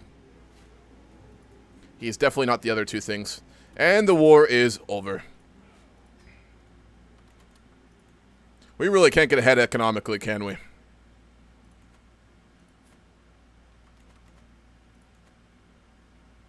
Thoros is a witch. And we know he's a witch. We're going to overlook it. I think in many ways, I'm just going to call him King Vram, folks, because I can't say his full name. I'm saying it different every time. I'm going to call him King Vram, just because I can say that consistently. I think King Vram is the type of like Christian to probably be into like the really obscure stuff. I think we're the type who would not necessarily dislike things like magic or witchcraft, as long as it's not the heathen sort. I mean, we've already dabbled into divination. We've definitely stretched the borders of what is acceptable for our religion. Sartorial Sting. Busied amongst another day at court, I overhear my wife, Queen Theophano, distinctive irate tone. Hypatia seems to have got her goat. You gotta follow Jethro Mill. Stepping closer, I see my guest smugly jeering. These so-called fashions are an embarrassment. They would be fit only for servants and children at a respectable Syrian court. My wife flushes red and cries, I have had quite enough of you. I don't care if you're the king's guest. Much to Hypatia's surprise. She's a lunatic, but she's got a silver tongue. That's an interesting mix.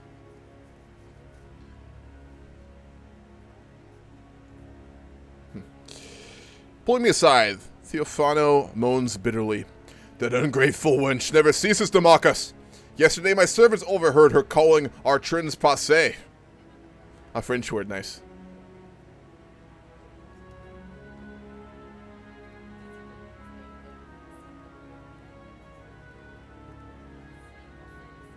I suppose we could put a little bit of money into fashion. That's fine. When will magic begin? I don't know what you're talking about. Magic isn't real. Clearly, you're also a lunatic, or you're just imagining things. I don't know what you're talking about.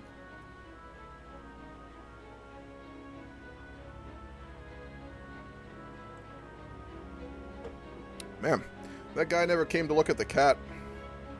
That's a shame. He was supposed to come like 2 hours ago.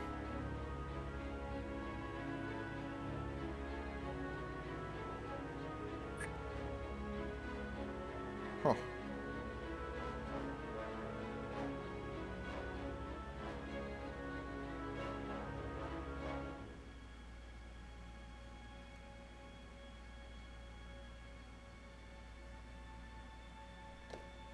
I am going to go to the full 4 hours, so we're going to probably stream pretty late today. We're going to go for another 40 minutes in this campaign, because I did start a bit late today. And then we'll do another 4 hours after this of the grand campaign, so it'll go pretty late. The reason I'm late and the reason I've actually been very busy this week is my dad actually was visiting. He's got like his 50-year high school reunion right now in the state I'm living, because he grew up here, and he's going to that. So he was here for a few days, which was fun. Did a lot of cool stuff. Alright. Ooh, additional taxes. We got an extra 70 gold, and we are actually out of debt now. Wonderful.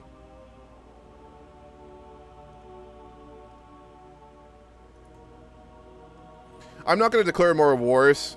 We've got family in Albania, so we wouldn't want to fight them. And I really, frankly, don't want to fight Lazika. A, because we're not very ambitious. We're not very warmongery. And I also don't think we need to get any closer to the capital of the Huns, where a 19 martial, 23 prowess, 11-year-old is currently ruling. I just don't think getting closer to him is a good idea. So, we had another son, our third son. Next child named Varn. Alrighty. Varn it is. I'm going to give him a diplomacy focus, and I'm going to give his sister a stewardship focus.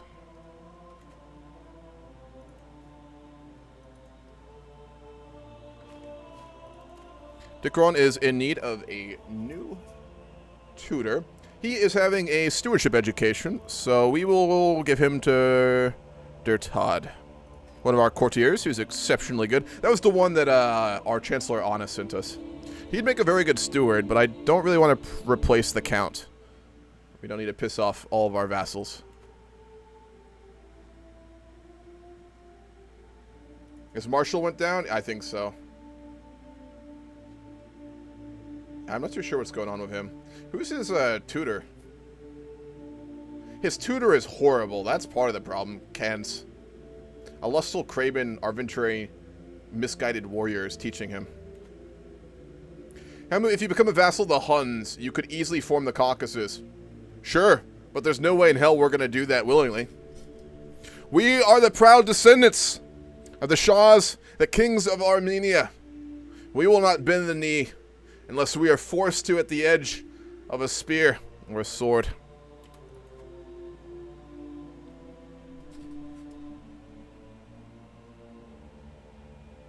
Let's write down our thoughts to de-stress ourselves. We really need to.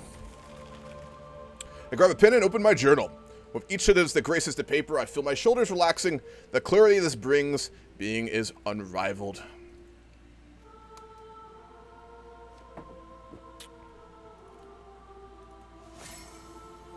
A non-existent good courtier. I've heard rumors spreading around the region about how my royal court is home to a wonderful, saintly courtier named Gevorg Mush.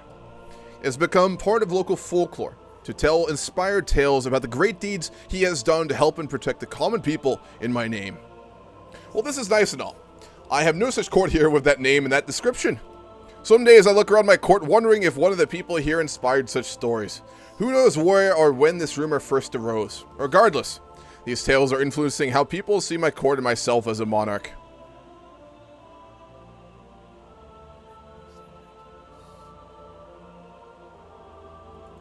We'll let it be. No need to make that get out of hand. Why is Albania over there? I believe this is prior to the migration of the cultural group, right? Or did they just have a similar name? What do you need for the Caucasian Empire? A lot. Let's look again.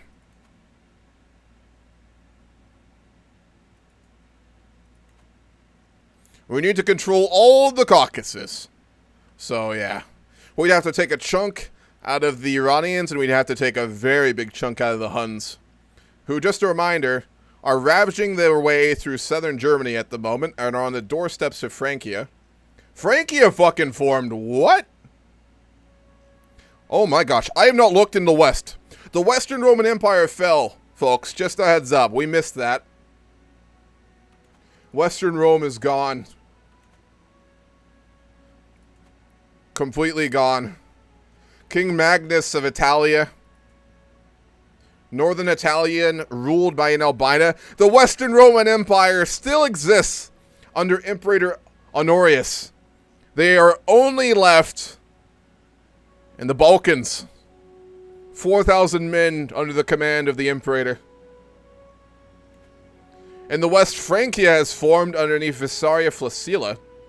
She is an interesting woman, shy, ambitious, and zealous. And she's gay, too. Oh, she'd be an interesting character in history, goddamn. Southern France is ruled by Visarius Cassius. Britain has exploded back into a bunch of tribes. There is still a ruler in Londinium, though. Northumbria is the strongest power left there, besides the precursors to the Scots, the Picts there. Wow. Jutland owns Normandy. That's a little early, isn't it? Oh, man. That's an interesting breakup of Western Rome. All these successor states here now. And the Huns, with no one left to stop their rampage. Attila hasn't even come of age, folks. I want to underline that. Attila hasn't come of age, and Rome, Western Rome has completely fallen already. Oh, boy. What's up, Aprokind? The interface they've made the colors for it very nice. This UI is for the RUI. I really recommend playing Fallen Eagle. It's a fantastic mod. The color scheme they add for the whole game, including the UI, is just really nice. The specific setup you're seeing for the characters is the RUI mod, though. I will give you a link to it right now. Brythonic.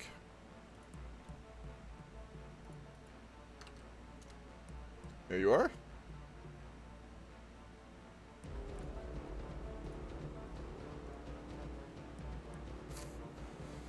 Alright. I really would like us to develop some income. That's proving to be quite difficult.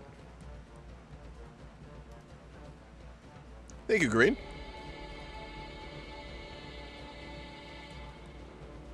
We're going to build a barracks next in Devine. Well, the castle will have a barracks. We need to find somewhere else to grow pastures and collect more income. Perhaps we should start to renegotiate some of the contracts we have of our vassals, starting with those who hate us most.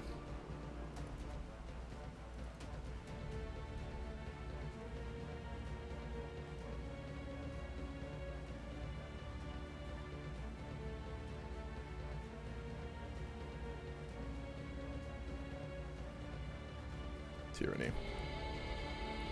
We'll lower his troop count and we're going to raise his taxes. Prince Sivag. He's strong. Let's not piss him off, even though he's a child.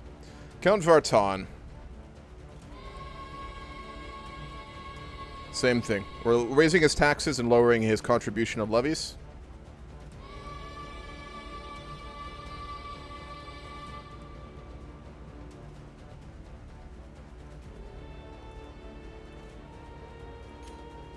We will not do it with Princess Anna, and we will not do it with Prince Sivag.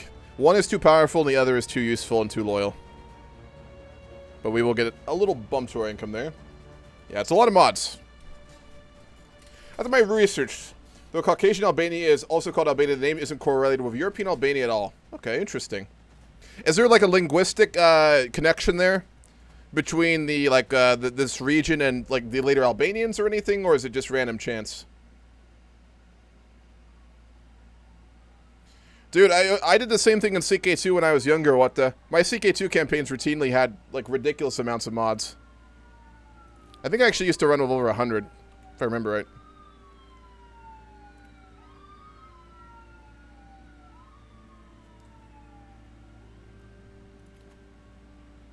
Independence faction. Oh, Duke Mirdot. I bet you on independence. Go on! Do it! Give me the excuse I need to revoke your titles.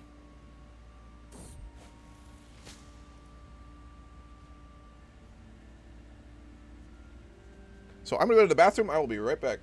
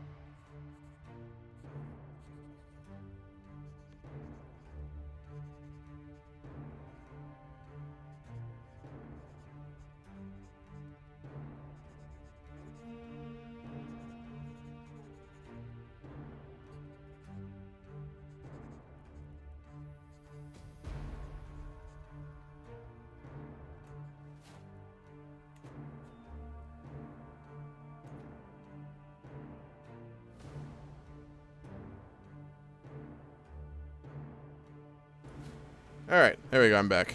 Yeah, I put myself on mute. What I was saying, when you just heard me mouthing words and you couldn't hear anything, was I was making a snack, and I heard a really loud meowing sound outside. I thought like the cat was in a fight or something like that, but there's only one of them.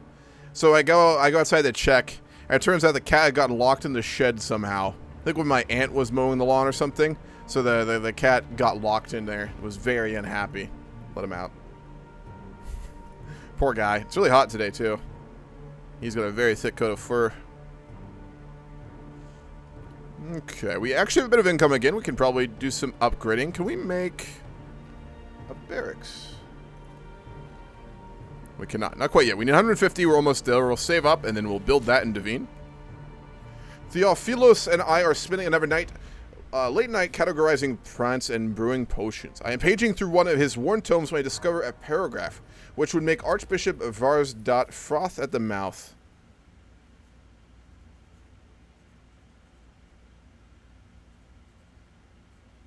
Our boy here's a witch.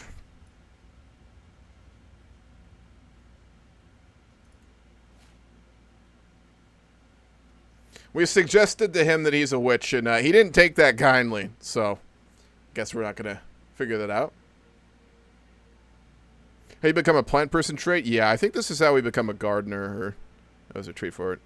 Or just herbalist. We're already an herbalist. So. We are on our way back to contention. There's been no great war between the Iranians and the Romans. The Iranians, notably, have taken northern Arabia, so they've been expanding. They also have gone deeper into India. Eastern Rome has done nothing. They have sat on what they've had. They fought almost no wars. That being said, it appears they are... Oh my god. Okay, I did not notice this. The Huns attacked Eastern Rome. And they're winning.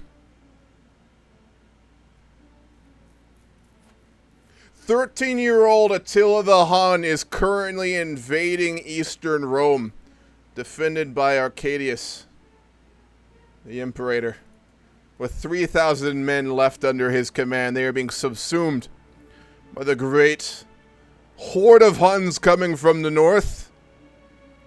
They crossed the Danube, and they're well in there, I'm sure. Wow. What is the war goal? That's a very good question. They're trying to take... Oh... They're invading the rest of the Western Roman Empire. It's going to completely fall if they succeed here. Eastern Rome is trying to support and stabilize Honorius, but there's no way they're going to win this. Western Rome is gone. The successor states are weak. Yeah, so Western Rome will completely be gone after this war. For us in our court, there's nothing we can do other than really watch with horror. And the Shah of Shahs is dead. But Ram IV Bronzebeard has died. And he is succeeded by Khosrow, who shares the same name as our dead brother, who we slew.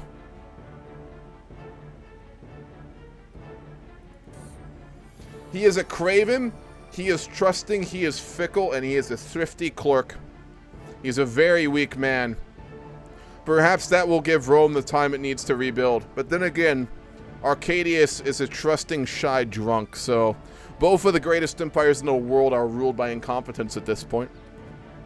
The only man with any balls or power is 13-year-old Attila the Hun. I wait patiently on my throne for the arrival of Duke Mirdot, who is soon announced and ushered before me. He kneels in deference. Wonderful. He showed much honor to us.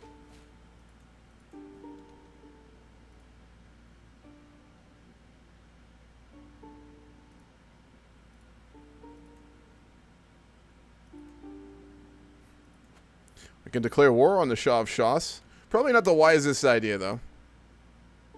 I would say at this point. Off to D&D. Best of luck. Have a wonderful time in D&D. Orion, I will see you around. Have a good evening.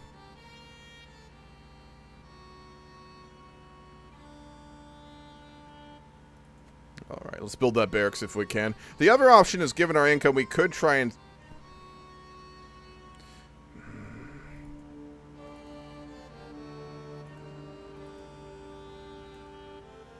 We were making more income. What happened?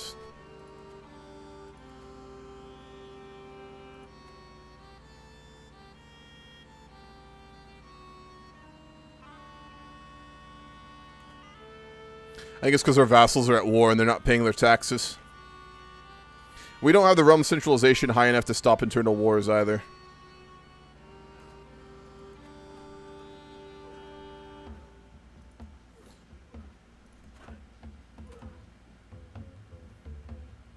Let's tell them to stop fighting. We do not need internal wars right now. Not with the Huns doing what they're doing. He said no!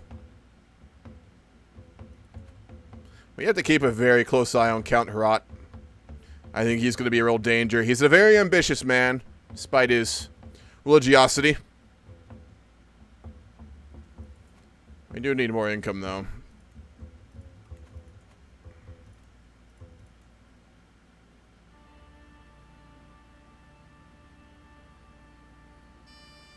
An estate. Is Roman, is imperial, is autocratic. That's interesting. I never noticed that before. Is that City of Wonders or is that Fallen Eagle?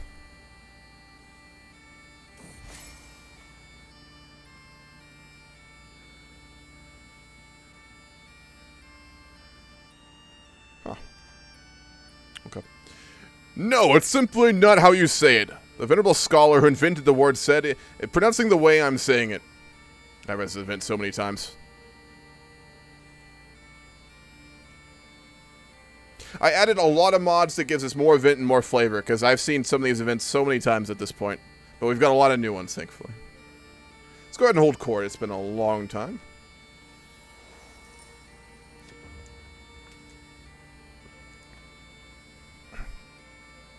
A thin, raggedy peasant stands before me, gawking at the opulence of my throne room.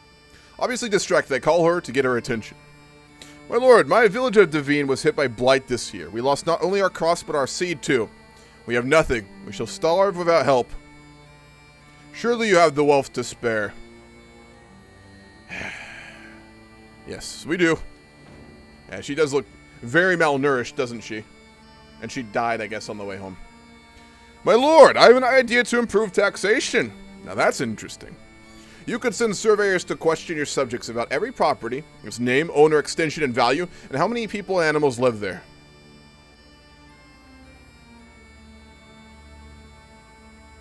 We're diligent. We'd find the project to be interesting. We are looking to get more income, so we'll go ahead and do it. What's up, Tall? Good to see you. A provincial merchant steps forward, clearly out of his element in my rich halls.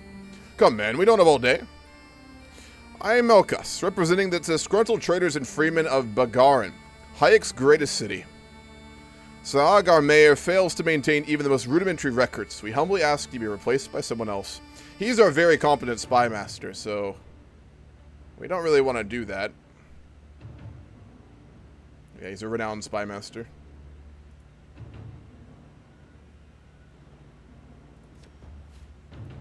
Well, I don't think he will be going anywhere. We need him. He's very capable.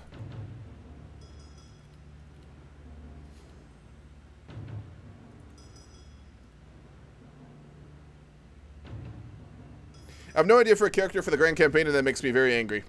How do I find out my title? The Grand Campaign, the multiplayer one, Tall, you need to be tier 5 in the Discord to join that. We made it a tiered RP.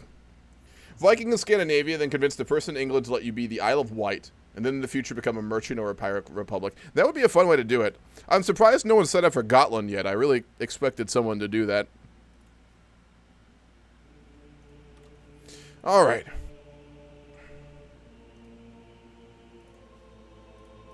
Start pinning some of these important characters too, so we can keep a closer eye on them. Including young Attila here.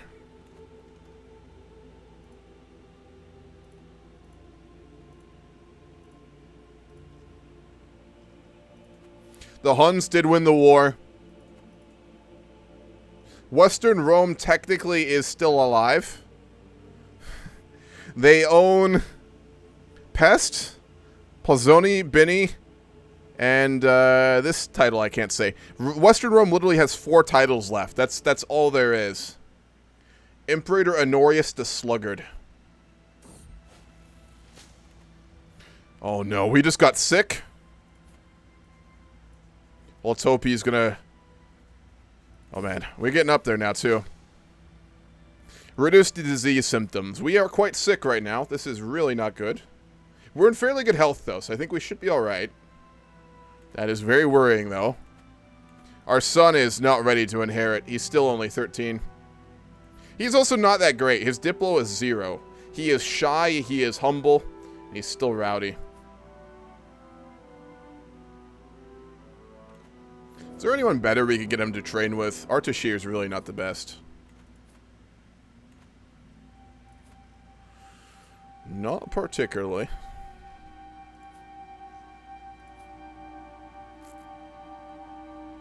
We can absolutely find him better. I'm going to pay the money. Miletios Liparitis is a very renowned, very, very capable man. Jesus Christ. Diligent, zealous, and wrathful. A brilliant strategist. We're going to have our son tutored by that man. It's far better than Artashir.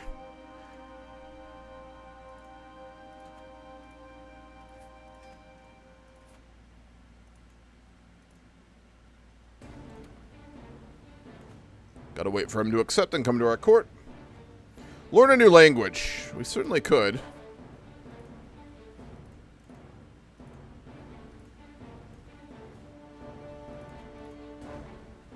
Did he not accept yet? This is done, my lord, states my steward Count Heir as he bows in front of me. Several months ago, you commissioned a survey of all of your lands. Now it is completed, and details on ownership and land value are being collected in this book.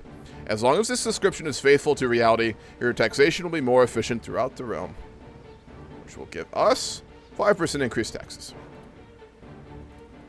Thought we recruited this man, or is it still waiting to reply? No, he's in Devine. Please tell me he didn't take our money and bug.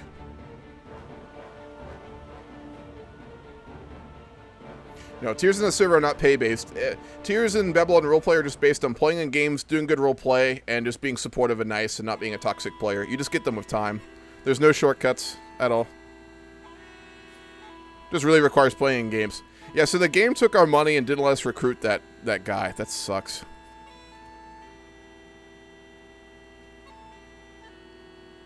Yeah, he literally took our money and then didn't get recruited. Maybe we can still have him teach our son. No, we can't. Damn it. Yeah, imagine paying for tiers. Oh, boy. Well, that could be useful in the future if you want to avoid invasion. They'll keep Rome distracted. I mean, for us, they're technically a good thing. But you do have to remember that they could come down into the Caucasus if they want very easily. So it's not the best reason for us to be not worried. Or tutor our son for now, then.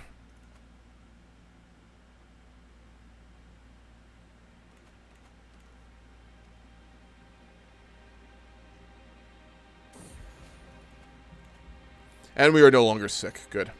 I'm still really pissed off that we didn't recruit that knight when we paid him 130 gold. Did we just get scammed?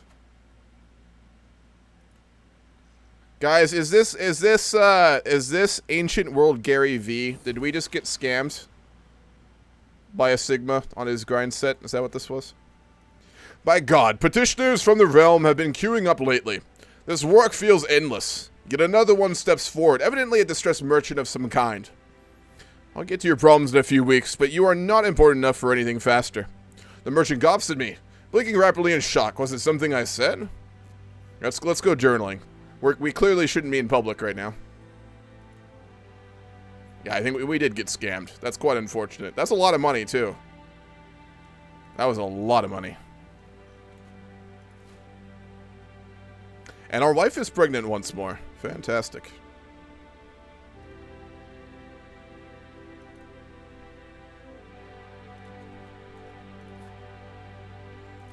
We need to find Kanan a better tutor. Oh, he became chaste. Folks, I'm going to be honest. I'm not a big fan of our son.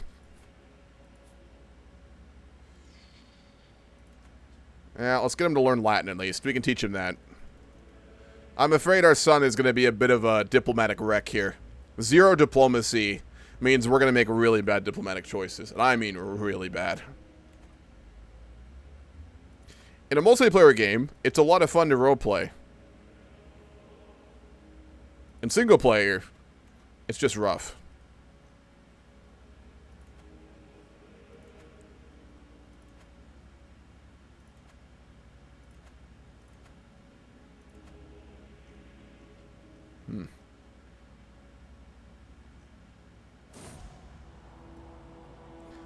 I had a dream where I was in a realm of darkness, and nothing but darkness.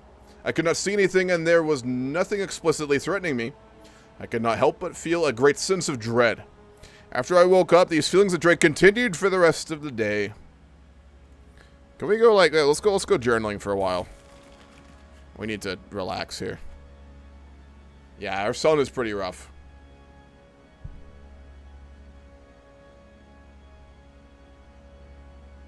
Quantity of writing doesn't dictate getting rank ups. It very much helps, putting lots of work in, putting lots of RP effort in. That's a very big factor in rank ups. It's not the only one, though.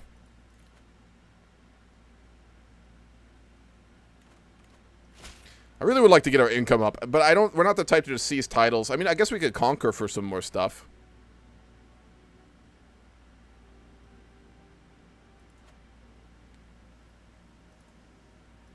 The borderlands are quite valuable with Lazika. Duke Tigran. We don't think much of him either. Perhaps a war. We need more income. We need more lands. We're not ambitious, but we know we need these things. I'm not going to vassalize them. I'm just going to actually try and take a border region. It's de jure. Wait, where's Cartley? Oh, Cartley. He actually has a lot of soldiers.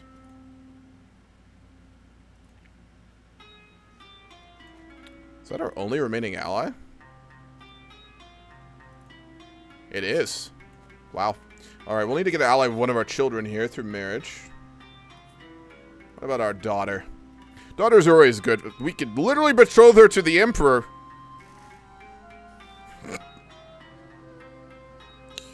That would kind of break the game we're playing with assassins, though, so I don't think we should do that. He's also just an incompetent loaf. That's the polite way of putting it.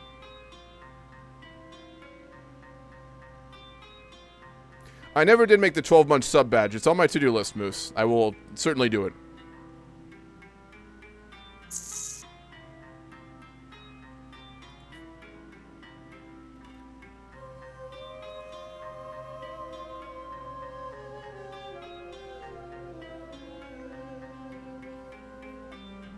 I don't think we'd marry a Hun, even if he is an Aryan.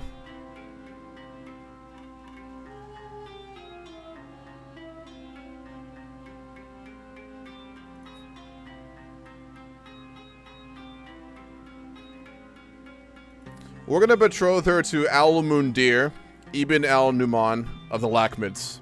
They're a powerful border state like we are, a buffer state. And his father can send 2,000 men.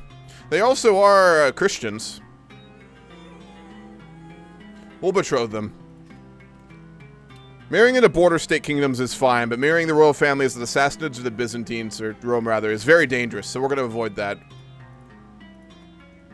And then we can call upon his men now when we declare this war.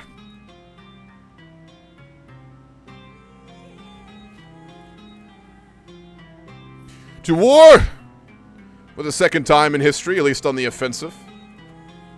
We'll call on our new...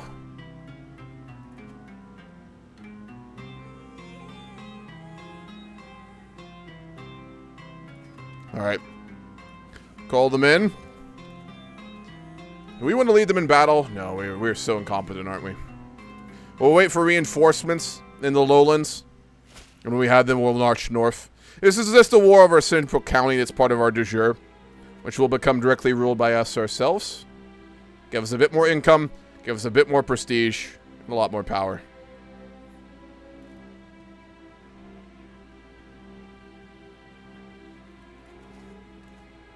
Tier 3 to Tier 4 is probably like the toughest ranks to move before you get into the past Tier 5, I'd say.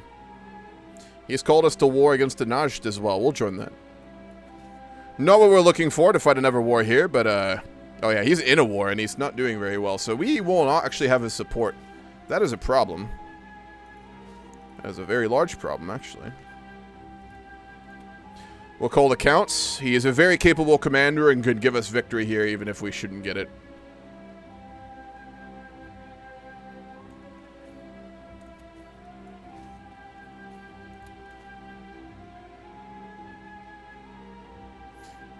Is everyone just arguing about server ranks, guys? I will say that's a server thing. Like, if you're just talking about it, that's fine, but if y'all are getting very aggressive about it, take that to Babylon Roleplay Discord. Didn't we send for him? As my eyes meet Countess Sirans for what feels like the 20th time tonight, I know I'm not imagining things. Even from under the end of the table, her gaze feels as intense as the midday sun. She wants me, and I can feel my body responding. Are we gonna throw it all away for a 45-year-old countess who's ill? No, I don't think so. We had a daughter too. Our wife was literally going into labor, and we were thinking about cheating on her. That takes a very certain type of human being. But we didn't do it, so it's fine. Vartui. Okay. Casual chatting. Sounds good. We have sent for him, but he's not coming. This does work, right?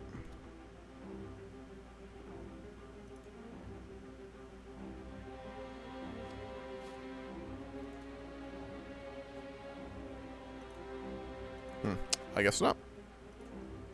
That's the guy I tried to recruit for command, and then it bugged. So I guess it just isn't working for him. Know thyself will know when we're about to die, which is very useful.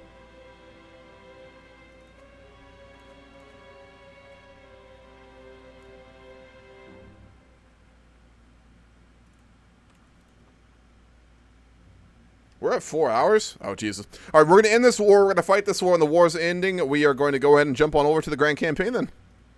I can't believe it's been 4 hours. That's crazy. The Grand Campaign is, like, my favorite campaign we're doing right now. It's just that it's in the EU4 portion. And the EU4 portion is my least favorite. Because the middle is just, like, literally the AI is just all attacking you constantly, and you have to survive. And it's fun, but it gets a little... Well, it gets rough.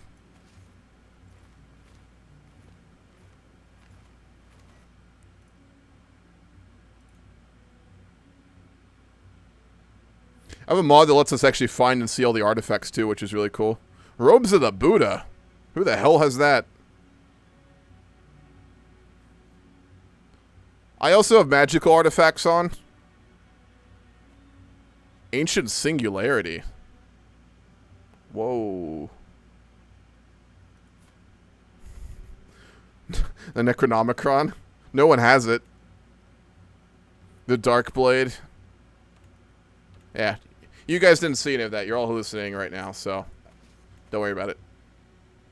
You hate Twitch? Yeah, fair. That's true. I did once do that, what the... Because I said I was going to do a 24-hour campaign. I got to 19 hours, and my aunt hadn't paid the internet bill, so my internet went out, and I tried to fix it for several hours, and I passed out. And since I didn't technically do the 24-hour stream, after the internet bill got paid, like, 16 hours later when I woke up from, like, a coma, I did another 24-hour stream.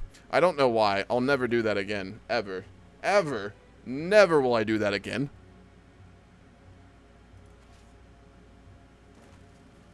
We're about to get the siege of Cartley here, and I think we might take the battle with them after this. We will win this. Oh, the Count did make it here, too. We have a very good commander. Here we go! Big! Oh, they have cavalry and we don't. But our pikemen and our bowmen will likely see us through. Big? Beautiful.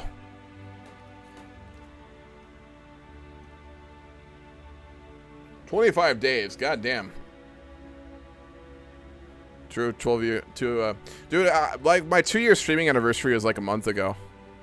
It's crazy. It's been 2 years already.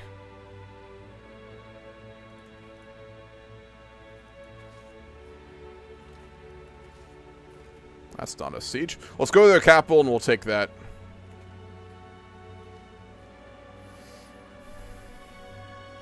Yeah, 2 years. Fucking hell. It has been a long time. Oh, what is this? Duke Mir Dots of Cartley. It's time you recognize my full independence. No, I don't think so. I will not fall to the son of a second-hand duke. That I will not do. That I cannot do. Let's march on his capital right now. Force him out of that. And hang him from the walls of the city. Did they back down? I can't tell.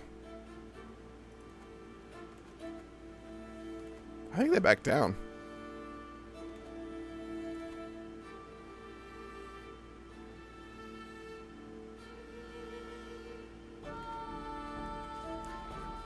Either it automatically invalidated. All right.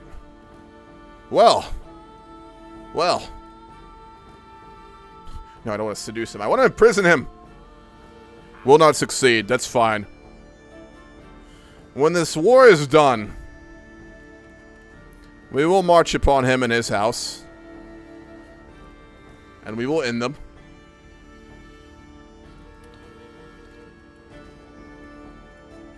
Siege at their capital, and let's end this war. And we'll deal with these traitors, these rebels, these scum.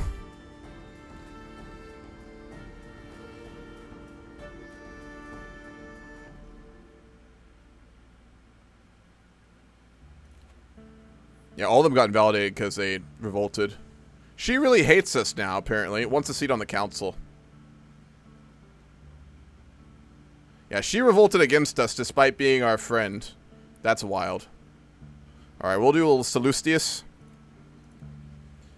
We will go for our marshal with... We have no one loyal left, do we?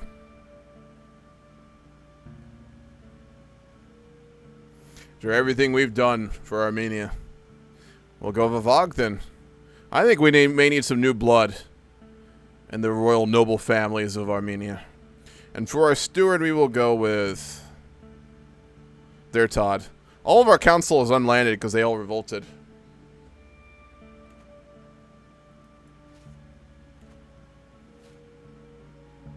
Good. Our incompetent son managed to actually learn Latin. Thank goodness.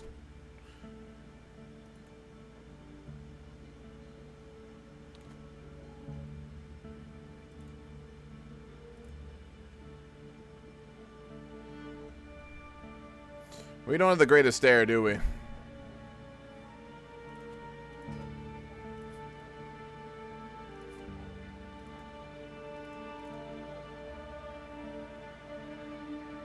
We'll send him to a Vog. He's at least a more capable commander.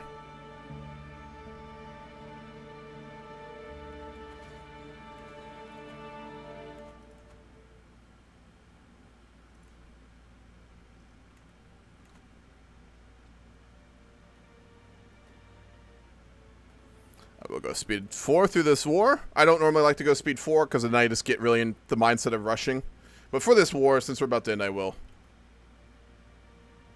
Our family in Albania is going to give us 75 gold if we make a truce with him for 15 years. Sure, we had no plans to invade him. So if he wants to pay us for it, by all means.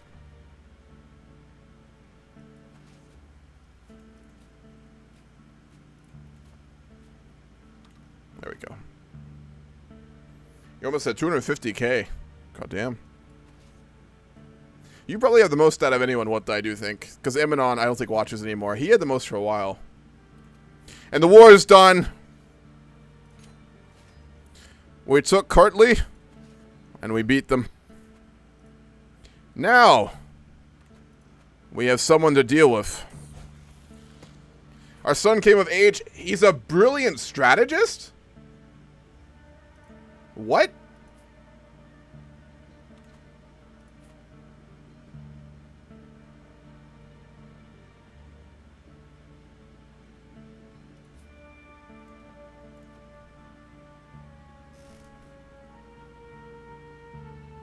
I didn't expect that, I'm gonna be honest.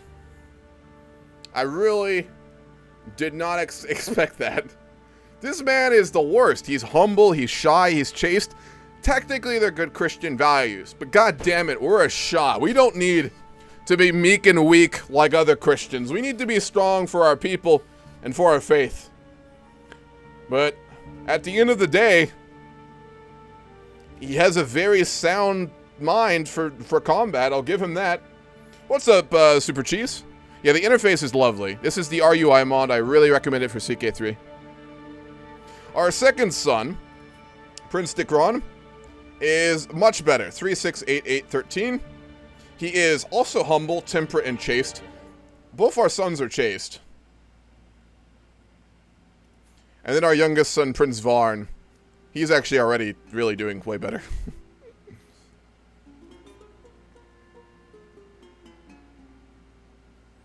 A faction to install you as the Shah.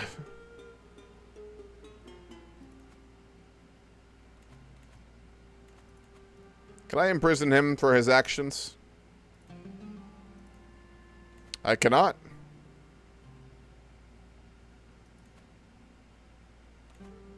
We can do nothing against those who rebelled. But we know what they are now. For our son, let's find him a good wife. From a strong family.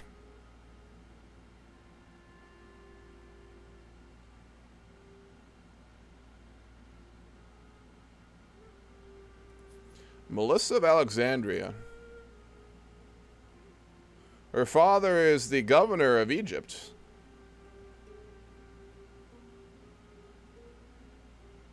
Good humors. Speaks 2 languages. She's a traveler. Paranoid, temperate, and content.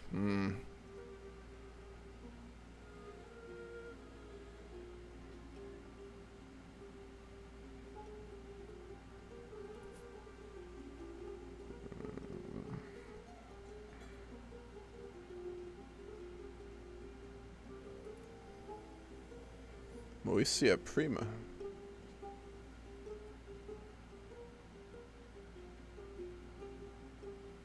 No, I think we'll go with Melissa of Alexandria. A good political marriage for our son. He'll need strong allies when we're gone to hold on to his throne. And so many already seek to claim our title.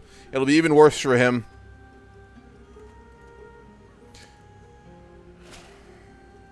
The daughter of the governor of Egypt would be a very good thing for him.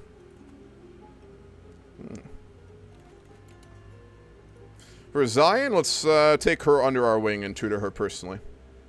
And given that the war is over, we are going to stop the Fallen Eagle campaign here for the day. My gosh, this is a lot of fun. I guess it's... I had Iron Man on this whole time? This is Iron Man save, folks. So, that was not intentional, but this is actually an Iron Man save, so that makes it more difficult.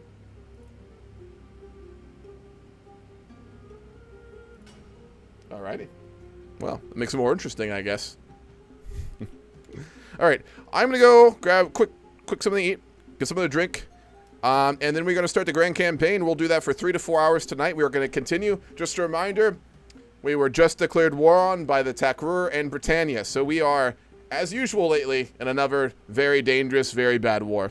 Have a very good evening, Green. Thank you for modding today. I always appreciate that, and have a very good night. Everyone else, if you are done for the day and not sticking around for the grand campaign, I am going to be streaming Millennium Dawn North Korea tomorrow. And then I will be back streaming next Saturday. But I will be back if you want to watch the grand campaign in around 10 minutes, so I will see y'all then.